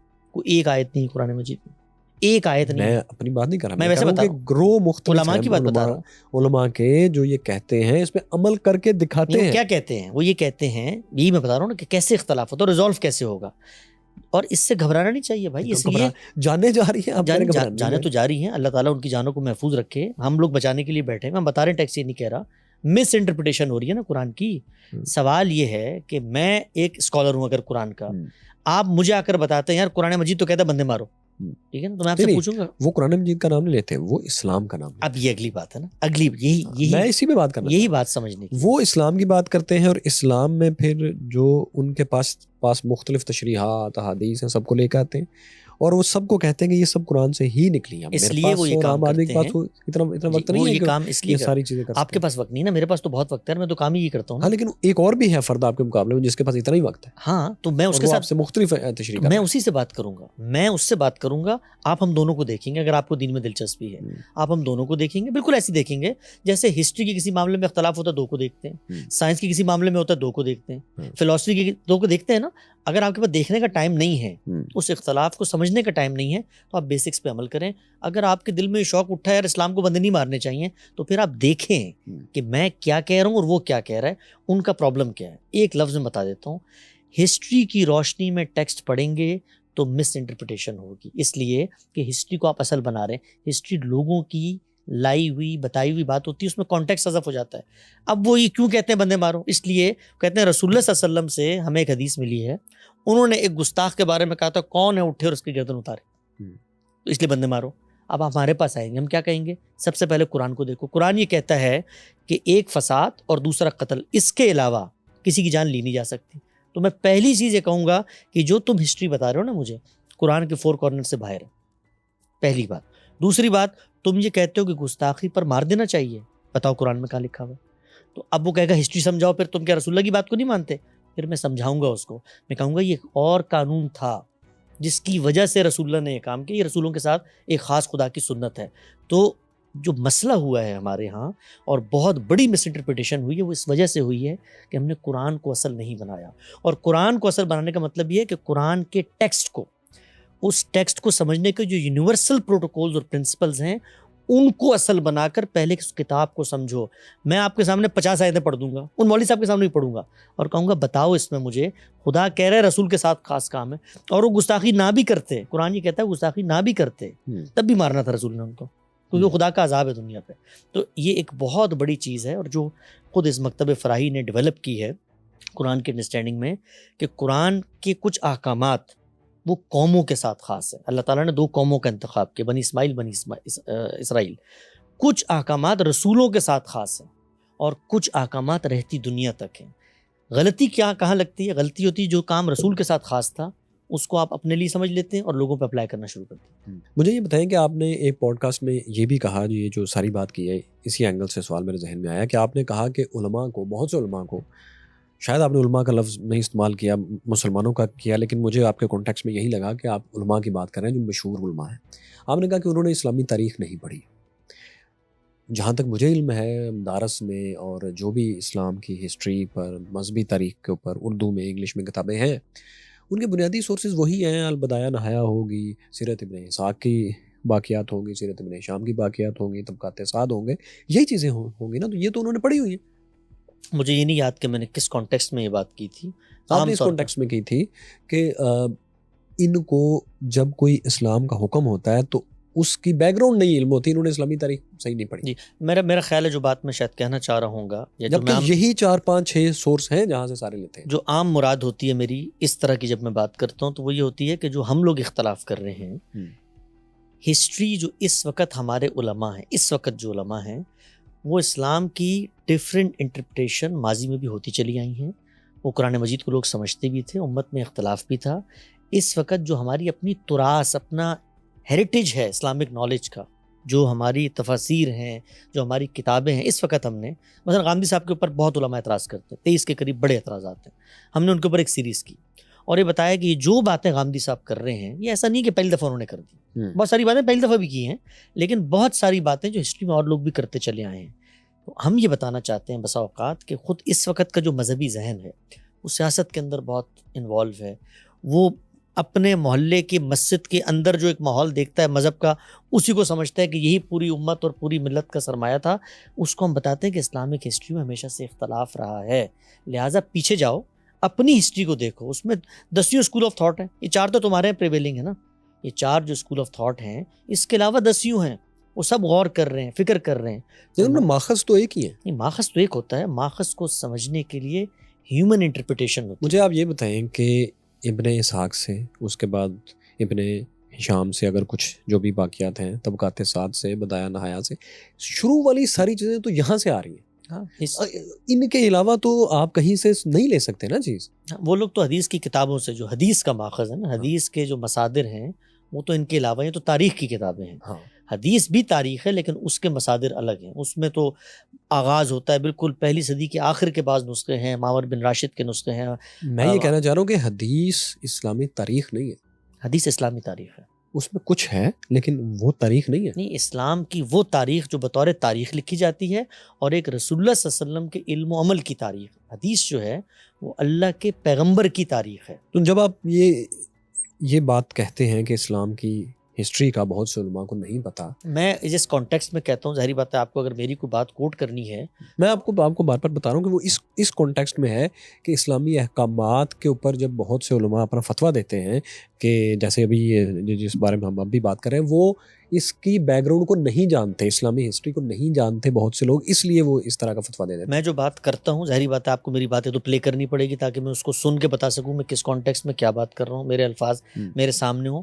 لیکن اگر آپ سوال کریں تو میں یہ کہوں گا کہ آج کے دور میں جو بہت سے علماء. اچھا چلیں, آپ اس کو مجھے نئے سرے سے بتائیں. آپ سوال پوچھیں. کیا آپ پاکستان میں علماء کو اردو میں جو بات کرتے ہیں, پنجابی میں بات کرتے ہیں, ان کو یقیناً سنتے ہیں یا نہیں سنتے؟ سنتے ہیں. اچھا, آپ کو لگتا ہے کہ وہ اسلامک ہسٹری کے, مستند ہسٹری کے کانٹیکسٹ میں درست بات کر رہے ہوتے ہیں, یا کئی دفعہ آپ کو لگتا ہے کہ وہ نہیں ٹھیک بات کر رہے ہیں؟ بہت ساری جگہوں پہ لگتا ہے نہیں کر رہے, بہت ساری جگہوں پہ لگتا ہے. جب آپ کو لگتا ہے وہ ٹھیک نہیں کر رہے تو اس میں آپ کو غلطی کیا نظر آتی ہے؟ کانٹیکسٹ سمجھنے کی. ایگزیکٹلی یہی آپ نے کہا ہے. تو میں وہ پوچھ رہا ہوں کہ وہ کیوں کانٹیکسٹ نہیں سمجھیں گے جبکہ وہ 8 سال पढ़े हुए उलमा होते हैं, ये तो उन्होंने आप- कोर्सेज किए होते हैं। ये सवाल तो आपको उनसे पूछना चाहिए, मुझसे तो आप ये पूछें। आपको क्यों इसलिए लगता है? इसलिए लगता तो आपको है ना, इसलिए लगता है, क्योंकि उनको लगेगा कि आप गलत कह रहे हैं। इसलिए लगता है कि जब वो कोई बात बताते हैं, मिसाल देता हूँ मैं आपको, छोटी सी मिसाल देता हूँ, वो ये कहते हैं भाई तस्वीर बनाना हराम है दीन में।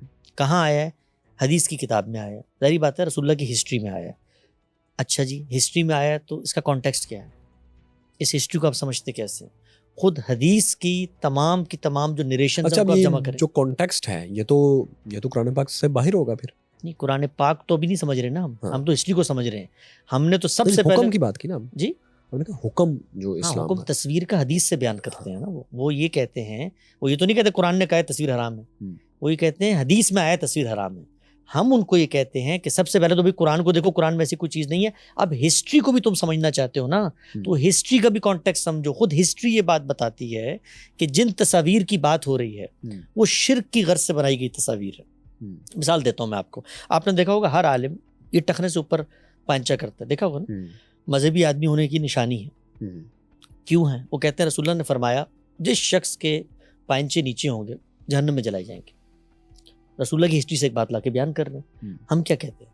हम ये कहते हैं कि भाई जहन्नुम में अगर किसी शख्स को जलना है तो उसकी कोई वजह होनी चाहिए। ये कपड़ा ऊपर नीचे करने से कोई जहन्नुम में नहीं जलता। कुरान ने कुछ प्रिंसिपल्स बताए हैं, जाओ हिस्ट्री में कुरान की रोशनी में दोबारा से रीडिस्कवर करो कि क्या कॉन्टेक्स्ट था। हमने हदीस पे काम किया है, 40,000 से ज़्यादा रिवायतों पे काम किया है। हमारा मजमूआ अभी छप रहा है, वो 40,000 रिवायतें कुल मिला के 350 इवेंट्स हैं। उन इवेंट्स को 40,000 हदीस का आप मजमूआ छाप रहे हैं? जी हाँ, रसूलुल्लाह सल्लल्लाहु अलैहि वसल्लम की निस्बत से पिछले हम 9 साल से उसके ऊपर काम कर रहे हैं। 40,000 हदीस का आप एक मजमूआ छाप रहे हैं जो तमाम स्याह सित्ता से अखज़ की हुई है। स्याह सित्ता तो बहुत मतलब एक महदूद है। हम तकरीबन 70-80 के करीब मसादिर असलिया जो हैं हदीस के, दूसरी सदी से 5वीं सदी हिजरी तक, उनको देखते हैं, एक मौजू को लेते हैं, उसके उस मौजू से मुतल्लिक रिवायात को जमा करते हैं, हिस्ट्री में जाकर उसको रिकंस्ट्रक्ट करते हैं, और जब देखते हैं तो उसमें वो बात नहीं बयान हो रही होती। आप ये जो काम तो ये जो टखनों की बात है ना, एक और सवाल और टखनों की बात, एक बात बता दूं, कॉन्टेक्स्ट में देखें इसको। तो रसूलुल्लाह क्या फरमा रहे हैं? जिसने तकब्बुर की गर्ज से, उस ज़माने में लोग अपनी लंबी लंबी कमीज़ें निकाल के तकब्बुर से फैलाए चले जाते हैं। रसूलुल्लाह ने कहा जो खुयला तकब्बुर की गर्ज से करेंगे उनको ये काम नहीं करना चाहिए। तो अब तो आप तकब्बुर की गर्ज से घड़ियाँ पहनते हैं, तब तकब्बुर की गर्ज से वीगो डाले लेकर आते हैं। तकब्बुर की गर्ज से घड़ियाँ क्यों पहनेंगे? नहीं, अगर कोई शख्स रोलेक्स की हीरे वाली घड़ी पहन के शो ऑफ करना चाह रहा है तो दीन का हुक्म उस पर लागू होगा कि लोगों को शो ऑफ मत करो। आम घड़ियों पे नहीं, आम घड़ियों पे नहीं। अच्छा, अब मुझे ये बताएं, मुझे थोड़ी सी दिलचस्पी हुई क्योंकि मेरा जो है किताब का कोई नाम ले तो थोड़ी दिलचस्पी पैदा हो जाती है। 40,000 हदीस में आपने एक ऐसा मजमूआ तैयार कर रहे हैं जो छाप रहे हैं जिसमें तमाम ज़रूरी अहादीस और सही अहादीस, मुतफ़िक़ अलैह अहादीस वो होंगी, या ये किसी और कॉन्टेक्स्ट में? जी, हम लोगों ने जो 40,000 बहुत बड़ा नंबर है। जी, हमने जो काम किया है, हदीसें तो इससे भी ज़्यादा हैं। अब बहुत ज़्यादा अभी तो हमारा काम मुकम्मल भी नहीं हुआ, पहली जिल्द आ रही है उस काम की। हमने ये काम किया है कि हम एक मौजू का इंतखाब करते हैं, उस मौजू से मुतल्लिक जितनी सही और हसन दर्जे की अहादीस हैं उन सबको जमा करते हैं और उनको दोबारा से हिस्ट्री में जाकर जोड़ते हैं। हिस्ट्री में जाकर जोड़ते हैं, क्या बात? हिस्ट्री में जाकर कॉन्टेक्स्ट लिखेंगे हर हदीस के साथ? हम क्या करते हैं, हमारे पास एक मौजू की, एक इवेंट की 10 रिपोर्टिंग्स आ गई। मिसाल के तौर पे रसूलुल्लाह सल्लल्लाहु अलैहि वसल्लम ने एक मौके पे ये बात कही, 10 लोग बैठे हैं, 10 लोग जाके अपनी अपनी इंटरप्रिटेशंस कर रहे हैं। हम उन 10 लोगों की रिपोर्टिंग को वहाँ पर जाके पहले ये क्वालिफाई करेंगे कि एक ही इवेंट की रिपोर्टिंग है। वो क्वालिफिकेशन कैसे होती है? वो रावियों की चेन से होती है, वो इवेंट की डिटेल से होती है। सारे साहबी बता रहे हैं भाई मक्का में बैठे थे, हज का मौसम गुजर चुका था, तब रसूलुल्लाह ने फरमाया, मैं भी वहाँ मौजूद था। दूसरा कह रहा है मैं भी हज के बाद वहाँ मौजूद था। पता चलता है इवेंट एक है। और भी बहुत सारी चीज़ें जिनसे हम मालूम करते हैं कि इवेंट वही है। जब वो एक ही इवेंट होता है तो सबकी रिपोर्टिंग्स को जमा करते हैं, जिससे एक पूरी पिक्चर बनती है, उससे कॉन्टेक्स्ट सामने आता है। उससे मिसाल के तो अब आपने, मेरे मिसाल देता हूँ, आपने एक हदीस सुनी होगी, रसूलुल्लाह ने फरमाया मन तशब्बह बिकौमिन फहुव मिन, जो जिस कौम की शबाहत इख्तियार करेगा उन्हीं में से होगा। मौलवी साहब ये पढ़ते हैं जुमे की मस्जिद में ऐलान करते हुए, ये पेंटें पहनी हुई है, रसूलुल्लाह ने फरमाया मन तशब्बह बिकौमिन फहुव मिन, कहते हैं ना? बिल्कुल कहते हैं। अब हम क्या करते हैं, पूरी ये रिवायत है का, किसी ने इतना सा जुमला नकल कर दिया, असल रिवायत क्या है, पूरी रिवायत क्या है, कहाँ पर सबसे पहले आई, सब मिल के क्या कह रहे हैं उसके बारे में, उसको दोबारा से जाकर डिस्कवर, हदीस की किताबों में डिस्कवर करते हैं और फिर उससे एक पूरा का पूरा टेक्स्ट इंसर्शंस करके बनाते हैं। जब आप एक रिवायत पढ़ते हैं तो गोया आप 70-80 रिवायतों का मुताला कर रहे हैं। तो इसी रिवायत को आप देखें, अगर आप इसका कॉन्टेक्स्ट जानेंगे تو سر پکڑ کے بیٹھ جائیں گے کہ بات ہی کچھ اور ہو رہی ہے، اس کو کفار کی پینٹوں پہ اور ٹائیوں پہ لگا کے کا وہ ثابت نہیں کر سکتے. لیکن دیکھیں آپ جو 40,000 احادیث جمع کر رہے ہیں، ان کو چھاپ رہے ہیں، تو ایسا نہیں آپ کو لگ رہا کہ بہت سے لوگ یہ کہیں گے کہ کیا آپ اسلام کو ری انوینٹ کر رہے ہیں؟ نہیں، اسلام تو حدیث کا نام ہی نہیں ہے. اسلام تو نام ہے قرآن و سنت کا. حدیث تو رسالت مآب صلی اللہ علیہ وسلم کی نسبت سے لوگوں نے اپنے انیشیٹو پر کچھ باتیں بیان کی ہیں. اسلام حدیث کی تشریح کے بغیر مکمل نہیں ہوتا. کوئی ایک مثال بتائیں جو حدیث کے بغیر مکمل نہیں ہوتا. مطلب نماز پڑھنے والی بات، نماز تو میں نے حدیث سے کبھی لی نہیں. نماز تو اجماع اور تواتر سے. طریقہ اس کا، طریقہ بھی آپ نے طریقہ جو ہے مسجد میں جا کر سیکھا ہے، حدیث کی کتاب پڑھ کے سیکھا ہے؟ میں نے تو اپنے والدین سے سیکھا. تو والدین نے کہاں سے سیکھا؟ حدیث پڑھ کے سیکھا ہے. والدین نے اجماع سے سیکھا. اجماع اور تواتر پریکٹیکل کنسنسس ہوتا ہے، اس میں کوئی چیز روایت میں نہیں ہوتی، لکھی ہوئی چیز نہیں ہے. نماز رسول اللہ سے پہلے بھی لوگ لیکن پڑھ اگر رہے اس میں اختلاف ہوگا نماز پڑھنے میں کوئی یا زکوٰۃ دینے میں، کوئی ایک اختلاف بتائیں. دو فرقے مختلف طریقے سے نماز پڑھتے وہ ہیں. دونوں کی اجازت رسول اللہ نے دی ہوئی ہے. کہاں؟ سنت میں اسی طرح سے نقل ہوئی ہے. سنت کہاں لکھی ہوئی ہے؟ سنت لکھی ہوئی نہیں ہے، سنت عمل سے آتی ہے. وہ کہیں تو محفوظ ہوگی نا اس کہ کے آج اندر- تک تو نہیں اس اس طرح کے اندر نہیں آج تک زبانی عمل تو نہیں، اور اب تو لکھی ہوئی ہے وہ. نہیں، وہ تو لکھ بھی لی لوگوں نے، لکھنے میں بھی تو کوئی اس کو پرابلم اس کو آپ حدیث نہیں کہیں گے. نہیں. حدیث لکھی ہوئی کو ہم حدیث کہیں گے. حدیث کے Exactly. Another That's what I'm سنت کا saying. بیان بھی، سنت انیشیٹ نہیں. رسول اللہ نے نماز پڑھی ہے بھائی. رسول اللہ نے 2 صحابیوں کو بلا کر کان میں ہی نہیں کہا آج میں تمہیں نماز کا طریقہ سکھاتا ہوں. رسول اللہ نے ایک لمبے عرصے تک ہزاروں لوگوں کے درمیان نماز پڑھی ہے. وہ پریکٹیکل چیز ہے. ہاتھ کہاں باندھ رہے ہیں، اس کے بعد جھکنا کیسے ہے، کبھی ہاتھ باندھے ہیں کبھی ہاتھ نہیں باندھے. یہ جو اختلافات آپ کو نظر آتے ہیں یہ ان معاملات میں اس میں خود رسول اللہ نے اختیار دیا. یہ اختلاف ہے نہیں ہمارے نزدیک. نماز پڑھنے میں کوئی اختلاف نہیں، پوری دنیا میں کوئی اختلاف نہیں. یہ وہ معاملات ہیں جن میں آپ کی ثوابدید پر چھوڑ دیا ہے. کوئی ایک فرقہ بتائیں جو اللہ اکبر نہ کرتا ہو، جو سجدے نہ کرتا ہو. جو اختلاف نظر آتے ہیں وہ اختیاری معاملات کے اندر ہیں. تو یہ کوئی نماز تو رسول اللہ صلی اللہ علیہ وسلم کے زمانے میں لوگ پڑھ رہے تھے، قرآن کے آنے سے پہلے پڑھ رہے تھے. نماز تو تمام انبیاء پڑھتے چلے آئے ہیں. نماز کے اندر کچھ چیزوں کی تبدیلی کی گئی، وہ رسول اللہ نے عمل کے ذریعے. آپ کا کہنا یہ ہے کہ حدیث کے بغیر صرف قرآن سے بھی اسلام مکمل ہے؟ حدیث ایک بہت بڑا ذخیرہ ہے رسول اللہ کے علم کا. حدیث کے اندر اگر اللہ کے پیغمبر کا کوئی، لیکن یہ نہ بھی ہو تو کوئی مسئلہ نہیں. پورا قرآن مجید کو پڑھ جائیں آپ، پوری کی پوری سنت کو پڑھ جائیں آپ. حدیث اگر نہ ہو، حدیث تو لوگوں نے پہنچائی ہے بھائی. میرا سوال ہے یہ کہ بالکل اگر ہے. حدیث نہ ہو اس کا تو دو کیا ٹوک قرآن جواب پاک ہے. مکمل 2 ہے؟ ٹوک جواب ہے. حدیث نہ ہو تب بھی دین پورا کا پورا، پورے اسرار، پورے زور، پورے ایذان، پورے ایقان سے کہتا ہوں، پورا کا پورا دین مکمل ہے، مکمل ہے، مکمل ہے. صحیح. تو جو آپ 40,000 احادیث جمع کر رہے ہیں، صرف مجھے ایک جملے میں اگر آپ بتائیں کہ اس سے امت کو کیا فائدہ ہوگا؟ جو امت کو پہلے یہ فائدہ ہوگا کہ اللہ کے پیغمبر کی نسبت سے لوگوں نے جو باتیں بیان کی ہیں ان کو ہم قرآن کی روشنی میں رکھ کے بتا رہے ہیں. پیغمبر نے جو باتیں بیان کی اس کی نوعیت کیا ہے. جس وقت قرآن کا کوئی پرنسپل آیا ہے، کوئی پروٹوکول، کوئی پیرامیٹر آیا ہے، پیغمبر نے اس کو اپلائی کیا اپنی زندگی میں، لوگوں کو نصیحت کی ہے. مثال دیتا ہوں میں آپ کو. قرآن نے کہا 2 بہنوں کو ایک نکاح میں جمع مت کرو، اس سے ان کی جو حرمت کا تعلق ہے وہ خراب ہوتا ہے. تو ہر حکم کے پیچھے ایک ریزن ہوتا ہے. پیغمبر کیا کرتا ہے آپ کو پتہ ہے؟ اس ریزن کو اٹھاتا ہے اور اس ریزن کو سامنے رکھ کے جو نئی صورتحال سامنے آتی ہے اس پہ اپلائی کرتا ہے. قرآن نے کہا جنگ کے موقع پہ نماز جمع کر لو، ٹھیک ہے. پیغمبر نے عام سفروں میں بھی جمع کر لی. لوگوں نے پوچھا کیوں کیا رسول اللہ؟ یہ سب حدیث میں آتا ہے. حدیث رسول اللہ صلی اللہ علیہ وسلم کی علم کی روایت ہے. وہ علم قرآن کی شرح و وضاحت، قرآن کی اپلیکیشن پہ مبنی ہے. اس کو الگ کر دیں تو قرآن تو اپنی جگہ پر دین ویسی رہے گا. اس کو لے لیں تو دین پر انڈرسٹینڈنگ کیسے کرنی ہے، دین پر عمل کیسے کرنا ہے. پیغمبر خود دین کا سب سے بڑا عالم ہے، پہلا عالم ہے دین کا، سب سے بڑا عالم. وہ اجتہاد کرتا ہے، وہ کہیں چیزوں کو اپلائی کرتا ہے، کہیں وہ اپنی انسانی حیثیت میں کوئی معاملات کر رہا ہوتا ہے. حدیث اس سب کا ذخیرہ ہے. خود دین کے احکامات کو کیسے عمل میں لے کر آنا ہے، خوبصورتی کے ساتھ اس پہ عمل درآمد کرنا ہے، یہ سب ہسٹری سے ملتا ہے. اس کو کچھ بھی نہ ہو اس میں سے، آپ پورا کا پورا قرآن پڑھیں، سنت کے ٹریڈیشن لے لیں، آپ دین پہ عمل کریں گے. یہ علم کی ضرورت ہے. سنت کی ضرورت تو پھر بھی پڑ گئی نا. قرآن پاک سے آپ کو باہر تو آنا پڑ گیا. سنت حدیث میں نہیں ہے. نہیں، حدیث بے شک نہیں، لیکن آپ نے جو اس طرح کہا ہے کہ صرف قرآن کافی ہے، قرآن کافی تو نہ قرآن جو بات کر رہا ہے، سنت قرآن کے حکم ہی کی تعمیل ہے. قرآن کہتا ہے نماز پڑھو، نماز کہاں پائی جاتی؟ قرآن پیغمبر کو یہ کہتا ہے، خود پیغمبر کہ اس کے ساتھ آپ کو کچھ اور بھی چاہیے. کچھ بھی نہیں چاہیے. جو کچھ اور آپ ہسٹری میں لے کے جا رہے ہیں وہ نہیں چاہیے. جو چاہیے وہ میں آپ کو بتاتا ہوں. اچھا، مجھے ایک اور بات بتائیں کہ کیا مذہب میں یعنی اسلام میں تمام انسان برابر ہیں یا اس طرح ہے کہ صرف مسلمان برابر ہیں؟ تمام انسان کس کے نزدیک کس حیثیت میں برابر ہے؟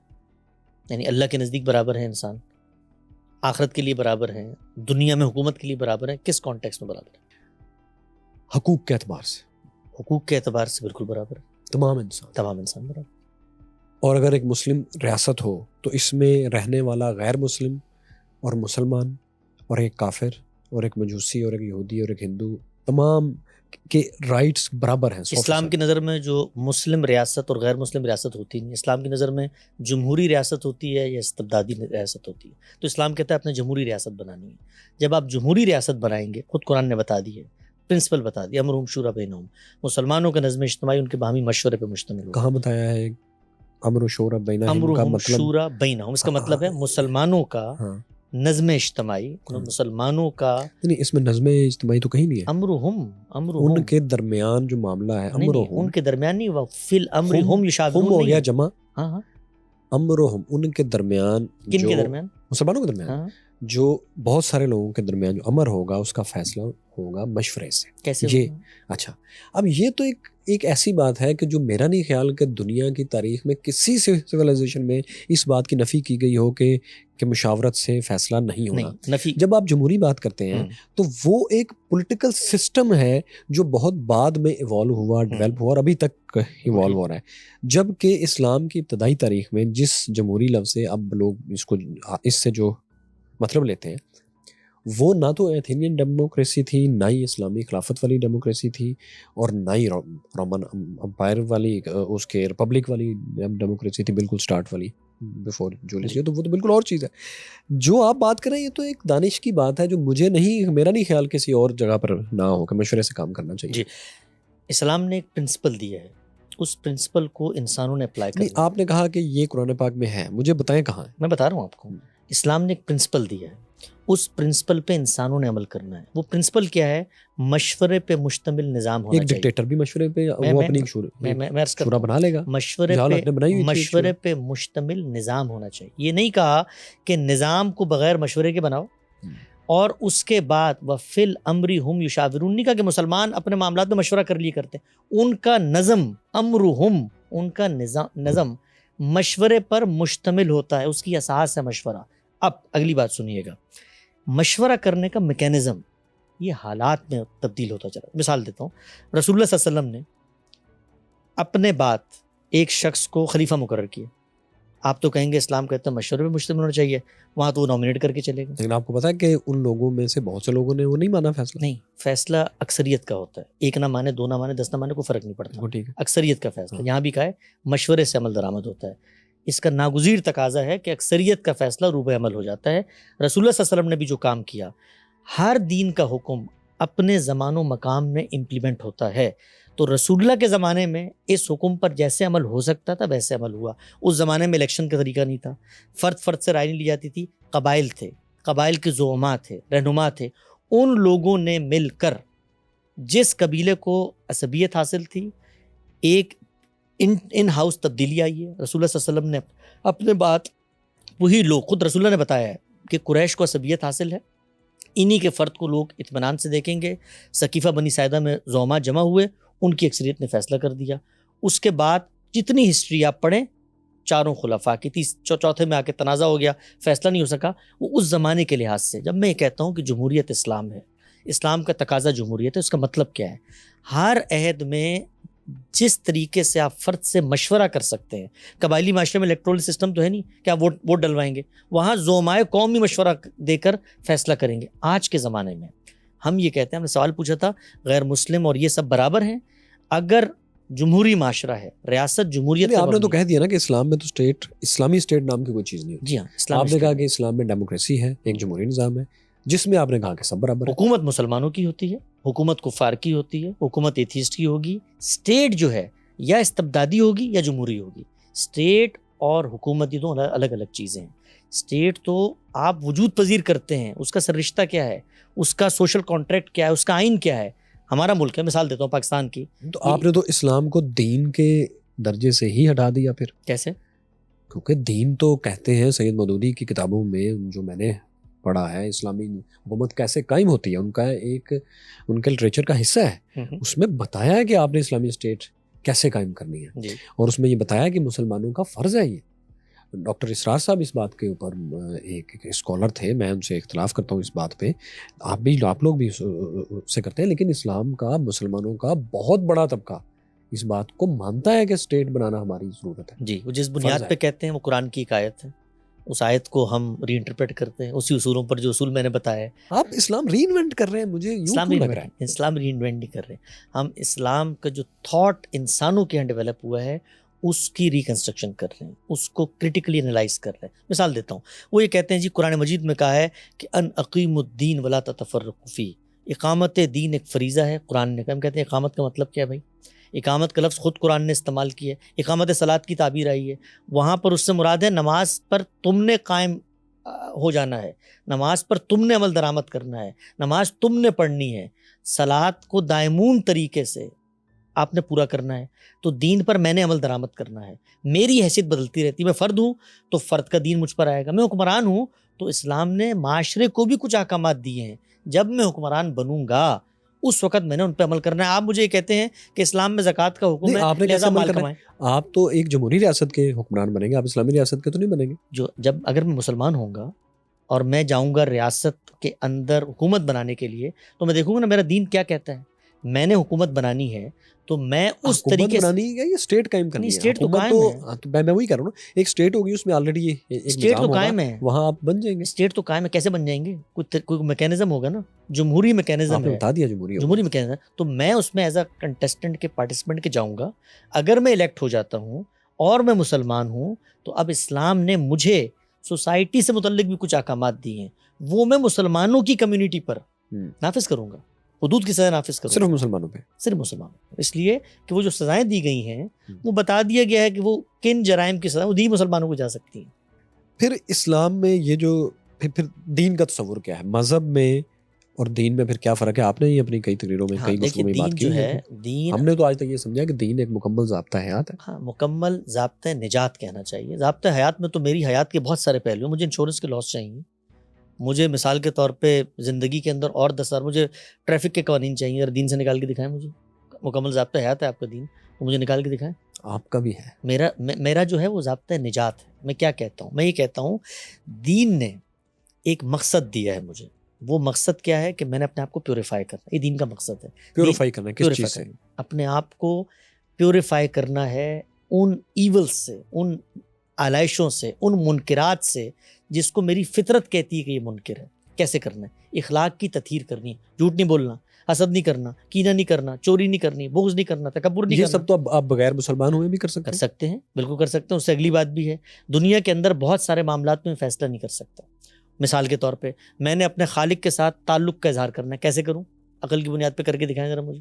اس میں پیغمبر آیا ہے بتانے کے لیے کہ نماز پڑھنی ہے، خالق بتائے گا نا کیسے کرنا ہے. میں نے اگر خالق کی پرستش کرنی ہے، خالق کی اطاعت کرنی ہے، خالق کے نظر کچھ پیش کرنا ہے تو خالق نے بتانا ہے. میں کیسے فیصلہ کروں بھائی کہ میں نے اللہ تعالیٰ کو خوش کرنا کیسے کروں؟ خالق مجھ سے ڈائریکٹ تو بات ہی نہیں کرتا، پیغمبر سے کرتا ہے نا. کتاب آتی ہے نا میرے پاس، کتاب میرے پاس آتی ہے، میں اس کتاب کے ذریعے یہ دیکھتا ہوں کہ جو پیغمبر کتاب لے کر آیا ہے وہ ٹھیک ہے کہ نہیں ہے. میں کتاب کا جائزہ لیتا ہوں، کتاب کے کنٹینٹ کا جائزہ لیتا ہوں. کتاب اپنے بارے میں کچھ باتیں کرتی ہے، مثال کے طور پہ. اچھا، وہ دین اور مذہب کا فرق اس پہ آ جاتے ہیں. کوئی فرق نہیں ہے، لفظ کے لحاظ سے کوئی فرق نہیں ہے، مذہب ایک ہی بات ہے. یعنی یہ جو ہے کہ مقصد اور مشن ہے مسلمانوں کا کہ وہ ایک ریاست قائم کریں جہاں اسلام کے اصول نافذ کریں. ریاست کیونکہ سید مودودی کے مطابق اگر اسلامی ریاست قائم نہیں ہوگی تو اسلام کے اوپر پوری طرح عمل کرنا اور اس کو نافذ کرنا ممکن نہیں. اگر آپ کے پاس پیسے نہ ہوں تو زکوٰۃ دینا ممکن ہوگا؟ پاسبل نہیں. تو پھر آپ کے مطلب پیسے کمانا فرض قرار دیں گے؟ وہ پیسے کمانا ہے، اگر میں کرنا مختلف چیزیں. اگر میں بیٹا ہوں اور اسلام نے کہا ہے کہ باپ کو شفیق ہونا چاہیے، اب میرے لیے شادی کرنا فرض ہوگا. یعنی آپ کے مطابق کہ اسلامی ریاست کا قیام اسلام میں فرض نہیں ہے. ریاست انسان بناتا ہے اپنی ضرورت کے تحت. یہ دنیا میں جن لوگوں نے ریاست بنائی ہوئی ہے اس وقت، ہر جگہ پہ ریاست ہے نا، اسلام کو پڑھ کے بنائی ہے.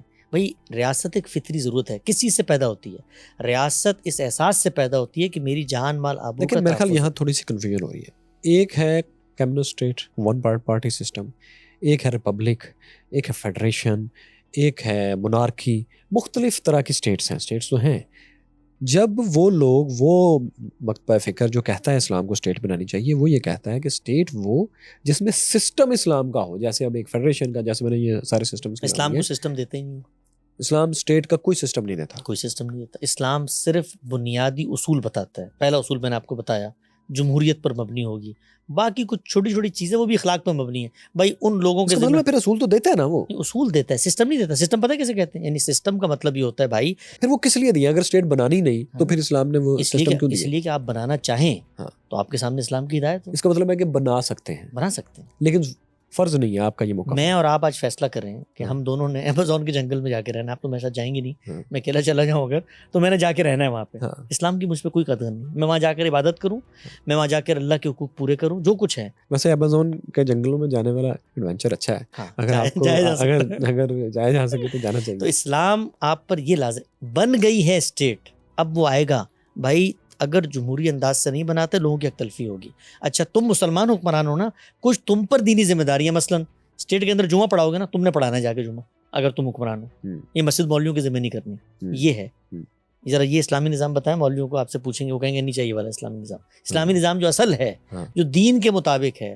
غامدی صاحب نے اپنے ایک مضمون میں اسلام ریاست جوابی بیانیہ ان 10 احکامات کو لسٹ کر دیا ہے جو معاشرے سے متعلق ہیں. اسلام اصلاً فرد کو مخاطب کرتا ہے، فرد کی ڈفرینٹ کیپیسٹیز ہیں. میں آج فرد ہوں، کل اسکول کا پرنسپل ہوں، پرسوں ایک قاضی ہوں، ترسوں میں ایک ریاست کا سربراہ ہوں. سربراہ بنوں گا، مسلمان اکثریتی ملک ہے تو میں جو قانون دین نے مجھے دیا ہے مجھے اس پر عمل کرنا ہے. نافذ تو کوئی چیز ہوتی نہیں، عمل کیا جاتا ہے. میں حکمران ہوں تو میں نے دین پر عمل کرنا ہے. مجھے بھی کچھ ہدایات اس نے دی ہیں، وہ میں مسلمانوں کو بتاؤں گا، ان پر عمل درآمد کرواؤں گا. ان چیزوں میں عمل درآمد کراؤں گا جن پہ عمل درآمد کرانا ہے. مثال موسیقی لوگ سنتے ہیں، میرے نظریے کے مطابق غلط بھی ہو، میں اسلامک اسٹیٹ کا سربراہ ہو کر بھی کچھ نہیں کر سکتا. سعودی عرب کے اندر ان کا نقطہ نظر یہ تھا کہ اسلام یہ کہتا ہے کہ جی عورتیں ڈرائیونگ نہیں کر سکتی. 2 طرح کے احکام ہوتے ہیں اسلام میں، ایک وہ جو فرد کو بحیثیت فرد دیے گئے ہیں اور ایک معاشرے کو دیے. اس معاملے میں جو فرد کوئی مداخلت نہیں کر سکتا، کسی کا حق نہیں ہے. جس طرح طالبان عورتوں کی تعلیم پہ پابندی لگا رہے ہیں، موسیقی طالبان کے نزدیک حرام ہو، میں ان کو رائٹ دیتا ہوں کہ تم اپنے نزدیک یہ تھاٹ امپلیمنٹ نہیں کر سکتے، یہ اسٹیٹ کا کام نہیں ہے. تو مسلمانوں کا حکمران آئے گا، اگر وہ مسلمان ہے جمہوری انداز میں معاملات کو لے کے چلے گا، اور اس کے بعد پارلیمانی جمہوریت، صدارتی نظام، متناسب نمائندگی، 5 سال کا الیکشن، بی ڈی سسٹم، یہ دین کا موضوع نہیں ہے. سسٹم کیا بناتا ہے؟ فیڈریشن کا بناتا ہے. یونائٹڈ اسٹیٹس کی طرح صوبوں کو انڈیپینڈنٹ باڈیز قرار دیتا ہے. کچھ بھی بنائے، یہ دین کا موضوع نہیں.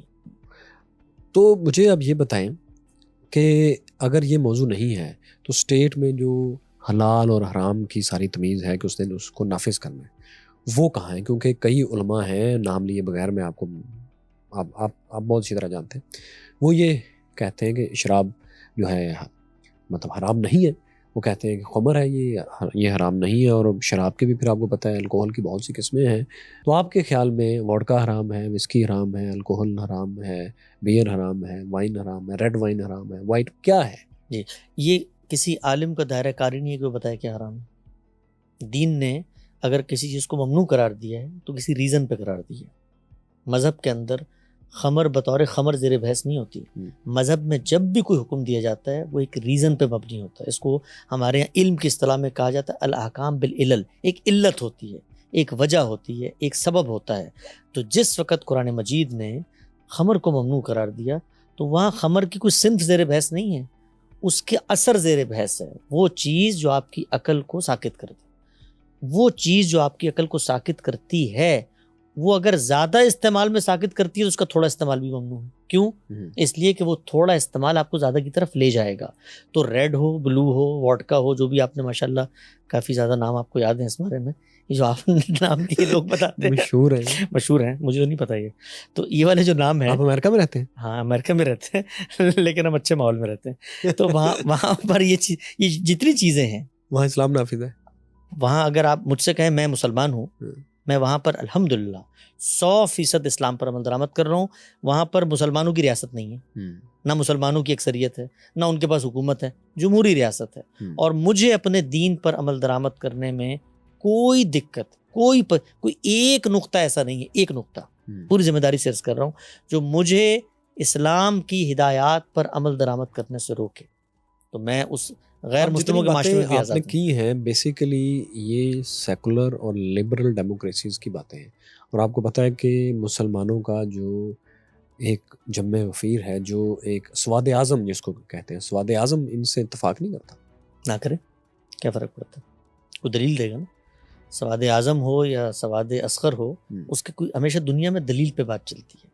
جو مسلمانوں کا سواد اعظم ہے، آپ نے ٹھیک کہا، وہ یہ کہتے ہیں کہ اسٹیٹ کی سطح پر جو دین کے احکامات ہیں ہم نے ان کو نافذ کرنا ہے، اور جہاں سے وہ یہ بات کرتے ہیں وہ قرآن مجید کی بعض آیات ہیں، اس کی مس انٹرپریٹیشن ہے۔ مثال کے طور پہ قرآن مجید میں آیا ہے کہ امر بالمعروف کرو، تو وہی کہتے ہیں بھائی امر بالمعروف کا مطلب یہ ہے کہ عورتیں ڈرائیونگ نہیں کریں گی، اس لیے کہ ہمارے نزدیک دین نے عورتوں کو گھر میں بند کر دیا ہے۔ گھر میں بند کر دیا ہے تو کہیں گے وہ کرنا فی بیوتکن، قرآن میں آیا ہے عورتوں کو گھر میں بند کرو، بند کرنا تو اس کے بعد پردہ کرواؤ، پردہ کرنے کا کہاں حکم آیا، کہیں گے سورہ عذاب میں آیا جلباب نیچے گرا لو۔ پھر اس کے بعد آپ کہیں گے وہ گھر میں بیٹھ کے موسیقی بھی نہیں سن سکتی، اس کا حکم کہاں ہے، وہ کہیں گے لاہ الحدیث کا ایک لفظ آیا ہے، اس کی ابن عباس رضی اللہ تعالیٰ نے تفسیر کی۔ یہ سب چیزیں وہ بیان کریں گے، ادھر سے ادھر سے، قرآن سے، حدیث سے، فقہ سے، اجماع سے لے کر آئیں گے۔ ہمارے پاس جب لے کر آئیں گے، ہم لوگ طالب علم مزاج لوگ ہیں، ہماری کوئی عصبیت نہیں ہے، ہماری کوئی فرقہ نہیں ہے، ہمارے پیچھے آگے کوئی اسٹیٹ اسٹرکچر نہیں ہے، نہ ہماری کوئی ایمبیشن ہے کہ ہم اپنی فکر، ہم طالب علم لوگ ہیں، کرٹیکلی چیزوں کو انالائز کرتے ہیں۔ آپ آیت پڑھیں گے، کہیں گے جی قرآن مجید میں تو مثال کے طور پر لہو الحدیث سے مراد ابن عباس نے موسیقی لی تھی، تو ہم یہ کہیں گے کہ بھئی یہی لحاف کا لفظ اور بھی جگہ قرآن میں آیا ہے، کیا آپ اس سے بھی یہ مراد لیتے ہیں؟ تو ہر جگہ پر ہم کرٹیکلی ریفیوٹ کرتے ہیں اس فکر کو جو دین کے نام پر پیش کی جاتی ہے، سورس کوڈ میں جا کے ویریفیکیشن کا عمل کرتے ہیں، یونیورسل فنڈامنٹل پرنسپلز اور پروٹوکول ہیں جس کے اوپر بات کرتے ہیں۔ صحیح۔ ایک آخری سوال میں کروں گا کیونکہ کافی طویل گفتگو ہو چکی ہے ہماری۔ پتہ نہیں چلا کیونکہ آپ نے اصل میں جوابات جو ہیں اتنے ڈائریکٹ دیے اور مجھے اتنے زیادہ کویسچن کرنا پڑے کہ کئی لوگوں کو لگ رہا ہوگا میں آپ کو مختلف جگہوں پر کاٹ رہا ہوں، اور I am sorry for that, آپ کے فینس دیکھ رہے ہوں گے، لیکن وہ مجھے فوری طور پہ بعض جگہوں پر اس لیے آنا پڑتا ہے کہ مجھے لگتا ہے کہ وہ جو پن پوائنٹ ڈائریکشن تھی آنسر کی وہ مس ہو رہی ہے، تو میرا یہ بڑا مسئلہ ہوتا ہے۔ آپ کا پروگرام ہے، جو چاہیں کریں۔ آپ مہمان ہیں ہمارے، آپ کی بڑی عزت ہے۔ اچھا سر، مجھے آپ یہ بتائیے کہ جو سب کچھ آپ نے بتایا ہے، اس میں جو بار بار میں جس چیز پہ مجھے پریشانی تھوڑی سی ہو رہی ہے وہ یہ کہ اگر میں آپ کی ساری باتیں درست مان لوں تو مجھے ساتھ یہ بھی ماننا پڑے گا کہ زیادہ تر لوگوں کے پاس اسلام کا صحیح فہم نہیں ہے۔ اچھا، ہمارے بہت سے دوست اور اپنی زندگی میں بہت سے علماء سے، اسکالر سے، اور بعض اس طرح کے لوگ جو کسی دینی مدرسے سے تو نہیں پڑھے لیکن بہت پڑھے لکھے ہیں اسلام کے بارے میں، ان کے سامنے جب کوئی بھی مسلمانوں کا مسئلہ رکھا جاتا ہے تو وہ کہتے ہیں آپ کو اصل میں اصل اسلام کا نہیں پتہ، اصلی اسلام کے مطابق یہ چیز نہیں ہے۔ جب اس کے اپوزٹ فرقے سے یا اپوزٹ اسکول آف تھاٹ سے بات کی جاتی ہے تو وہ بھی یہی کہتے ہیں کہ آپ کو اصل اسلام کا نہیں پتہ۔ مجھے اس جواب میں ایک پرابلم ہے، وہ یہ کہ کیا ایسا نہیں ہے کہ ایک اتھارٹی اسلام کی ہونی چاہیے جو کہ کسی چیز کی فائنل انٹرپریٹیشن کرے، کیونکہ اگر وہ نہیں کرے گی تو جو اختلاف ہے جو بہت سی جگہوں پر خونی بھی ہو جاتا ہے اور مسائل پیدا کرتا ہے وہ نہیں ہوگا۔ کیا ایک اتھارٹی نہیں ہونی چاہیے جو ان چیزوں کی تشریح کرے؟ ایک سوال یہ، اور دوسرا اینگل اس کا یہ کہ کیا پھر اگر ایک اتھارٹی نہیں ہونی چاہیے تو کیا یہ اوپن فرینچائز ہونی چاہیے کہ اسلام کی جو چاہے جو مرضی تشریح کر دے اپنے گلی محلے شہر چوک میں اور اس کے مطابق لوگوں کو تبلیغ کرے؟ یہ ایک اتھارٹی پولیٹیکل آرا میں کیوں نہیں بناتے آپ؟ یہ ایک اتھارٹی صحافت کی آرا میں کیوں نہیں بناتے آپ؟ یہ ایک اتھارٹی ہسٹری کی نریشن، اس کی انٹرپریٹیشن میں کیوں نہیں کیونکہ وہ بناتے؟ مقدس نہیں ہے۔ مقدس سے کیا مراد ہے؟ مقدس وہ خدا کی دی ہوئی نہیں، خدا کی دیوی ہونے نہ ہونے سے کیا فرق پڑتا ہے؟ کیونکہ اگر میں جرنلزم کی ڈیفینیشن بدل بھی دوں تو کسی کو کوئی فرق نہیں پڑتا۔ لیکن اگر مثال دیتا ہوں آپ کو، ایک منٹ، اگر میں جرنلزم کی ہسٹری کی انٹرپریٹیشن کی بہت سے لوگوں نے کی نا کہ یہ ہسٹری ہے، یہ ہسٹری، اس کو ہم ہسٹری کہہ سکیں گے، اس کو نہیں کہہ سکیں گے، ٹھیک ہے، ہیروڈوٹس سے لے کے ابن خلدون سے لے کے ماڈرن دور تک، ٹوائن بی تک، مختلف طرح سے ہسٹری کی انٹرپریٹیشن کی گئی کہ اس طرح ہسٹری ہوگی، اس کو ہسٹری کہیں گے، اس کو نہیں کہیں گے، یہ چیز اس سے کوئی فرق نہیں پڑتا۔ کیوں نہیں پڑتا؟ نہیں، کیا فرق نہیں پڑتا؟ میں بتا رہا ہوں، اس سے یہ فرق نہیں پڑتا کہ ایک گروہ دوسرے کے خلاف لشکر لے کے آ جائے گا، لیکن مذہب میں اگر میں ایسی تشریح کروں گا جو آپ سے بالکل الٹ ہے تو آپ کو پتہ ہے کہ اسلامی ہسٹری میں نقطہ نظر کے اوپر لوگوں نے جیلیں کاٹی ہیں، لوگ قتل ہوئے ہیں، حکومتیں بدلی گئی ہیں، جنگیں ہوئی ہیں، اور بڑے قیمتی لوگوں کے بیچ میں جنگیں ہوئی ہیں انٹرپریٹیشنز پر۔ جی تو یہ ہٹلر کون سا مذہبی نیریٹو پڑھ کے جنگ کرنے گیا تھا؟ نہیں ہٹلر کی میں بات نہیں کر رہا، کیوں میں نہیں کہہ رہا کر ہوں کہ وہ مقدس نہیں ہے، نہیں، ہم بات کر رہے آپ ہیں نے کہا جانے جاتی ہیں، آپ نے کہا اتھارٹی بننی چاہیے. ہاں، اتھارٹی کیوں بننی چاہیے؟ اس لیے کہ اختلاف نہ ہو. اختلاف نہ ہو. اور اختلاف آپ نے خود فرمایا اگر اس نوعیت کا ہو جو صحافت میں، تاریخ میں، سیاست میں ہوتا ہے تو چلیں گوارا کر لیں. یہاں تو بندے مارے جاتے ہیں، ہاں تو بندے تو سیاسی نظریات میں ہی مارے جاتے ہیں. ہاں، تو اسی لیے نسلی اس کو تعصبات کنڈیم کیا جاتا ہے نا. نہیں، کنڈیم کس مجھے چیز کو کیا بتائیے جاتا ہے؟ کیا کنڈیم ہٹلر بہت کی اچھا جملہ کہا آپ نے. ہاں کنڈیم کس چیز کو کیا جاتا ہے؟ اس کی آئیڈیالوجی کو. اس آئیڈیالوجی کو. یہی ہاں نقطہ ہے. جس وقت انسان دنیا میں ہوتے ہیں اور وہ چیزوں کو انٹرپریٹ کرتے ہیں، انسانوں کو باٹا کا جوتا نہیں بنا سکتے. آپ نے کہا اتھارٹی، وہی اتھارٹی کے لیے پہلے اتھارٹی کو بنوانا پڑے گا نا. ہاں. میں پوری پاکستان کے علماء کو بٹھاؤں گا. تو کیا یہ اوپن فرنچائز ٹھیک ہے؟ نہیں بالکل اوپن ہے، دنیا اوپن ہے بھائی. نو نو دنیا نو اوپن نو فرنچائز ہے. یس وہ ہے لیکن اس میں یہ پرابلم نہیں ہے کہ کوئی ایک مسئلہ نہیں. شخص اپنی آئیڈیالوجی کو مقدس کہہ کے اپنا یہ گروہ بنا لے گا. نہیں، یہ اس طرح نہیں پاسبل. نہیں، مذہب یہ اجازت اور یہ سہولت آپ کو دیتا ہے. بھائی آپ مجھے یہ بتائیے کہ سیاسی نظریات دنیا میں جنگوں کا باعث بنے کہ نہیں؟ بالکل بنے. جانے گئی ہیں کہ نہیں گئی؟ ایگزیکٹلی گئی. وہاں کیوں نہیں اتھارٹی بناتے ہیں؟ Exactly this is what I am seeing. اس کا مطلب ہے کہ مذہب اور سیاست کی آئیڈیالوجیز، نیشنلزم، یہ ایک ہی چیز ہے. دنیا کی ہر انٹرپریٹیشن، ہیومن انٹرپریٹیشن ایک ہی چیز ہے. ہر انٹرپریٹیشن از دا ریئلٹی. تو یہ that's what I am seeing کہ آپ تو پھر فرق اسلام، کیا ہوا؟ کوئی فرق نہیں ہوا. کوئی فرق نہیں ہوا. آپ ایک شیکسپیئر کے شعر کو پڑھتے ہیں، اس کو سمجھتے ہیں. آپ شیکسپیئر کے شعر میں اور آیت میں فرق ہے. کوئی فرق نہیں ہے. میں بتاتا ہوں کیا کوئی فرق نہیں ہے. انڈرسٹینڈنگ کے لحاظ سے کوئی فرق نہیں ہے. شیکسپیئر کا شعر بھی الفاظ پر مشتمل ہے، ایک جملے پر مشتمل ہے. وہ الفاظ لغت میں آئے ہیں، کنسنسس سے منتقل ہوئے ہیں. سمجھیں گے، دو تشریح کریں گے آپ. یہی فرق دنیا کو سمجھانا ہے. تو پھر فرق کیا ہوا؟ فرق یہ ہوا کہ وہ شیکسپیئر جو بات کر رہا ہے وہ انسان کی بات ہے. یہاں جس کلام کو میں اور آپ پڑھنے جا رہے ہیں وہ خدا کا کلام ہے. اس کلام کی انٹرپریٹیشن میں نے اور آپ نے کرنی ہے. اس میں فرق ہوگا. اچھا چلیں اس کو ایک اور اینگل سے مجھے بتائیں. ایک اچھا انسان مسلمان نہیں ہے اور ایک اچھا انسان مسلمان ہے، دونوں میں کیا فرق ہے؟ ایک اچھا انسان مسلمان نہیں ہے.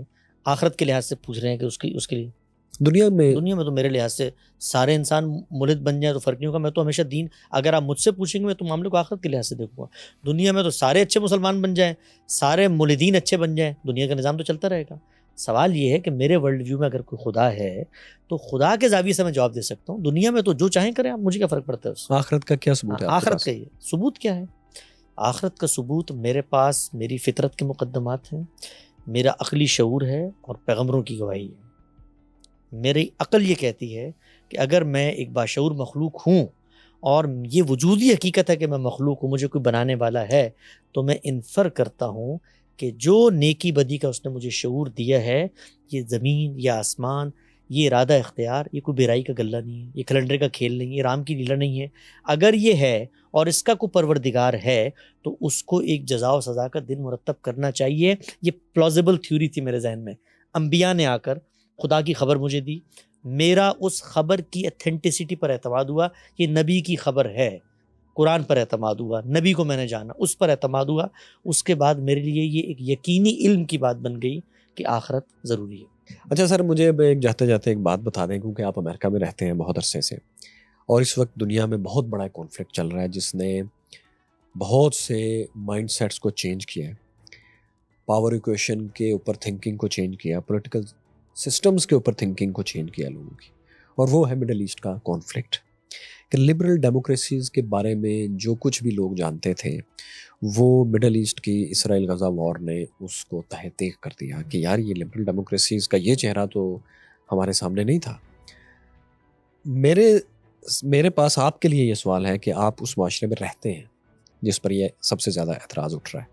آپ اس کانفلکٹ کو، اسرائیل اور فلسطین کے کانفلکٹ کو، اور اس کی ڈائمنشنز کو اور اس کے اثرات جس طرح سے دنیا پہ ہو رہے ہیں، مائنڈز پہ ہو رہے ہیں اور فیوچر پہ ہوں گے، اس کو کیسے دیکھتے ہیں کہ یہ کیا ہے؟ دیکھیے میرے خیال سے یہ جو کانفلکٹ ہے، لوگ اس کو ایک خاص ڈیموگرافیکل کانفلکٹ کے طور پہ دیکھتے ہیں. یہ کانفلکٹ مڈل ایسٹ کا کانفلکٹ نہیں ہے. یہ کانفلکٹ اصل میں دوسری جنگ عظیم کے فاتحین کے کیے ہوئے ایک فیصلے کو چیلنج کرنے کا کانفلکٹ ہے. یہ چیلنج کرنے کا عمل مفتو قوم کی جانب سے ہوا ہے. اسرائیل کو وہاں پر ان قوتوں نے لا کر بٹھایا ہے جنہوں نے دنیا کو فتح کیا ہے، وہ فاتح ہیں اس دنیا کے، اور مسلمان محکوم ہیں، مغلوب ہیں. انہوں نے ایک ریاست کو وہاں وجود بخشا. بخشنے کے بعد جو ہونا چاہیے تھا وہ یہ کہ مسلمان اس چیز کو پہچانتے کہ دنیا کے اسٹیج پر وہ ایک ناکام قوم ہے، مفتور مغلوب قوم ہے، ان کے پاس طاقت نہیں ہے، ٹیکنالوجی نہیں ہے، سرمایہ نہیں ہے، عالمی قوتوں کے ساتھ آئیڈیلزم کی بنیاد پہ وہ معاملہ نہیں کر سکتے۔ اللہ کا شکر ہے، فضل ہے، کرم ہے کہ کم سے کم 1928 کے بعد یہ اصول مان لیا گیا ہے کہ وہ لوگ ہم پر فتح کر کے قبضہ نہیں کر سکتے۔ تو جو کچھ ہمیں ملا ہوا ہے اس کو آئیڈیلزم کی بنیاد پہ نہیں، پریکٹیکل وزڈم کی بنیاد پر ان عالمی قوتوں کے ساتھ معاملات کریں، نیگوشیٹ کریں۔ 2 اسٹیٹ کا ایک سولوشن ہمارے پاس موجود تھا۔ ہم نے پہلے دن سے فلسطین کی جو مذہبی قیادت ہے اس نے اس کو نہیں مانا، اور جو رستہ اختیار کیا وہ مسلح جدوجہد کا تھا۔ فلسطین کی سیاسی قیادت کئی مراحل پہ اس سے مختلف نقطہ نظر رکھتی رہی، لیکن مذہبی قیادت ڈومینیٹ کرتی رہی۔ اس وقت جو کچھ آپ کو نظر آ رہا ہے وہ ایک شروع ہونے والے کانفلکٹ کے ریپرکشنز ہیں۔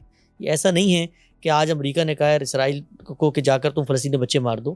ایک کرائسس کو ہسٹری گزر چکی ہے، اور اس میں وہ اس جگہ پر پہنچ چکے ہیں کہ اس خطے کے لوگ دوسری ریاست کو تسلیم کرنے پر آمادہ نہیں ہیں۔ تو اب عالمی قوتیں کہتی ہیں کہ اس کو بٹھانے کا فیصلہ ہم نے کیا تھا، اور ان کی آشرواد سے وہ اپنی بقا، اپنے وجود، اپنا تسلط کہیے، ظلم کہیے، وہاں پر اس نے قبضہ کر لیا، کچھ بھی کہیے، اس کا تحفظ کر رہا ہے۔ ہم اس کو اسلام اور کفر کی جنگ بناتے ہیں، ہم اس کو آئیڈیلزم کی بنیاد پہ لڑنا چاہتے ہیں، اور ہم اسلام اور یہودیت کی یعنی کفر سے مراد وہی ہے، عالم کفر، مطلب کفر تو پھر اور جی بھی ہاں، ہے یعنی نا، یہودیت لیکن کی یہ جنگ بناتے ہیں، اور اس کے پیچھے چونکہ امریکہ کھڑا ہوا ہے اور ساری سازشوں کو ہم لے کر آتے ہیں بھائی۔ یہودیت کی بھی میرے خیال زائنزم کی زیادہ یہ ہے، کیونکہ دنیا آپ جو امریکہ ہے میں دیکھتے ہوں گے کہ مطلب جیوش فار پیلسٹائن ایک بہت ساری آوازیں ہیں دنیا بھر میں۔ میں جو بات عرض کرنا چاہتا ہوں وہ یہ کہ مسلمانوں کو اس وقت آخری درجے میں شکست ہو گئی ہے مسلح جدوجہد میں۔ ان کے پاس جو کچھ موجود تھا 60 سالوں میں وہ جاتا رہا۔ ایونٹس کے اوپر ہم بات نہیں کر سکتے، ایونٹس اصل میں ہسٹری کے بائی پروڈکٹس ہوتے ہیں، جو ہمارے ایکشنز ہوتے ہیں۔ ہم نے 70 سال پہلے ایک فیصلہ کیا تھا، وہ تھا لڑنے کا فیصلہ۔ آپ لڑتے رہے، آپ کو نقصان ہوتا رہا، اس وقت وہ نقصان آخری درجے میں پہنچ گیا۔ ابھی بھی وقت ہے فلسطین کے لوگ اپنی سیاسی قیادت کو آگے لے کر آئیں اور 2 اسٹیٹ سولوشن کی طرف بڑھیں، کیونکہ دنیا میں یہ جو تقسیم ہے لکیریں کھینچنے والی، یہ تقسیم کو انصاف کے اصول پہ نہیں ہوئی دنیا میں، یہ عالمی طاقتوں نے اپنے غلبے اور تغلب کی بنیاد پہ کی ہیں۔ تو ان کے ساتھ ہم نے جینے کا کرینہ پیدا کرنا ہے، ورنہ جو کچھ ہمیں حاصل ہے وہ بھی چلا جائے گا۔ آپ کے خیال میں اسرائیل کی جو جوش لابیز ہیں، جوش ہارڈ لائنرز ہیں، جوش کمیونٹی ہے، ان کی سیٹلرز بھی ہیں جو کہ غزہ اور ویسٹ بینک میں بھی اپنی آبادیاں بڑھانا چاہ رہے ہیں اور بڑھا بھی رہے ہیں ویسٹ بینک میں، وہ واقعی امن چاہتے ہیں؟ جو صورتحال یہاں پر ہے، جو کچھ اخبارات رسائل ہم پڑھتے ہیں، جو تاریخ سامنے آتی ہے، وہی صورتحال اسرائیل کے اندر بھی ہے۔ ہم نے یہ دیکھنا ہوتا ہے کہ ہم کیسے دنیا کو، عالمی ضمیر کو، سیاسی قیادت کو ہم آہنگ کر سکتے ہیں ان نتائج کو حاصل کرنے کے لیے جو نتائج ہماری فیور میں جاتے ہیں۔ اسرائیل کے اندر بھی یہ آواز ہے، وہاں پر بھی اس طرح کی مذہبی قیادت موجود ہے۔ ہم نے اس مذہبی قیادت کو موقع دینا ہے کہ وہ آئے اور ہم پر چڑھ دوڑیں، اس کے نیریٹو کو مضبوط کرنا ہے کہ ہاں یہ لوگ تمہیں ختم کرنا چاہتے ہیں، لہذا تم ان کو ختم کر دو۔ اگر یہ سب کچھ نہیں کرنا، اور یہ ایک دن میں نہیں ہوا، اس کے پیچھے 60-70 سال کی ہسٹری ہے، اگر ہم اس لاہ عمل کی طرف بڑھتے تو ممکن ہے، عین ممکن ہے کہ عالمی قوتیں ہوں، اسی طریقے سے مسلمانوں کی سیاسی قیادت ہو، اور خود اسرائیل کے اندر جو لوگ بستے ہیں ان کی ضمیر ہو، وہ شاید ہمارے نیریٹو کے زیادہ قریب آتے۔ اس پورے کے پورے تنازع میں ہم نے کھویا زیادہ ہے، پایا پہ کچھ بھی نہیں۔ بہت شکریہ محترم حسن الیاس بھائی، آپ نے بڑی ڈیٹیل میں اپنے نقطہ نظر کو بڑی بہادری سے ایکسپلین کیا۔ اس کی میں ضرور داد دوں گا، کیونکہ میں بہت سے لوگوں سے انٹرویو جب کرتا ہوں تو وہ کئی جگہوں پر رک جاتے ہیں اور ان کو محسوس ہوتا ہے کہ ہماری لمٹ ہے، لیکن آپ نے بڑی بہادری سے اور بڑی ڈیٹیل میں ایک ایک چیز کو ایکسپلین کیا۔ کچھ سوال میں نے اس لیے بھی کیے کہ وہ کرنا بہت ضروری تھے۔ پاکستان میں ایک ایسا ماحول ہے جو کہ جس میں کہ یہ مجھے فیل ہوتا ہے کہ یہ انتشار کی طرف جا رہے ہیں، تو اس لیے سارے سوال آپ سے کرنا بہت ضروری تھے۔ تو بہت شکریہ، آپ تشریف لائیں اور آپ نے اتنی اچھی گفتگو کی۔ امید ہے دوبارہ بھی آپ بات کریں گے ہم سے، اور آپ چونکہ امریکہ میں ہیں تو ہم آپ سے آن لائن بھی اگر کبھی وقت مانگیں گے تو آپ ہمیں وہ وقت دے دیں گے۔ آپ کا بہت شکریہ میرے بھائی، اور سچی بات یہ ہے کہ میں آپ کا جو کام ہے جس طرح آپ ایجوکیٹ کر رہے ہیں لوگوں کو ہسٹری کے بارے میں، اسی طریقے سے جو کانفلکٹس ہیں، عالمی کانفلکٹس ہیں، ان کے بارے میں، سائنٹیفک فیکٹس کے بارے میں ایک پورا کا پورا یونر ڈیولپ کیا آپ نے پریزنٹیشن کا. اور مجھے دنیا میں جہاں بھی جانے کا موقع ملتا ہے میرے لیے بڑے فخر کی بات ہوتی ہے کہ پاکستان کے اندر کم سے کم کو ایسے کانٹینٹ کریٹر ہیں، ایسے کریٹیو لوگ موجود ہیں جو جدید میڈیم کو اور جدید پریزنٹیشن سٹائلز کو، اور وہ چیزیں جو ہم سوچ بھی نہیں سکتے تھے کہ پاکستان میں ہو سکتی ہیں، ان کے لیے بہت بڑی فنڈنگ چاہیے ہوتی ہے. اور میں نے آپ کا یہاں پر آ کر سیٹ اپ دیکھا، جس طرح کی محنت آپ کر رہے ہیں اس کے بہت اثرات ہیں. اس قوم کو ایجوکیٹ کر رہے ہیں. اس قوم کو جو سب سے زیادہ ضرورت ہے وہ ایجوکیشن کی ہے، جہالت سے نکالنے کی ہے. اور یہ ایک بہت بڑا جہاد ہے جو دیکھو سنو جانو کا چینل کر رہا ہے. Thank you.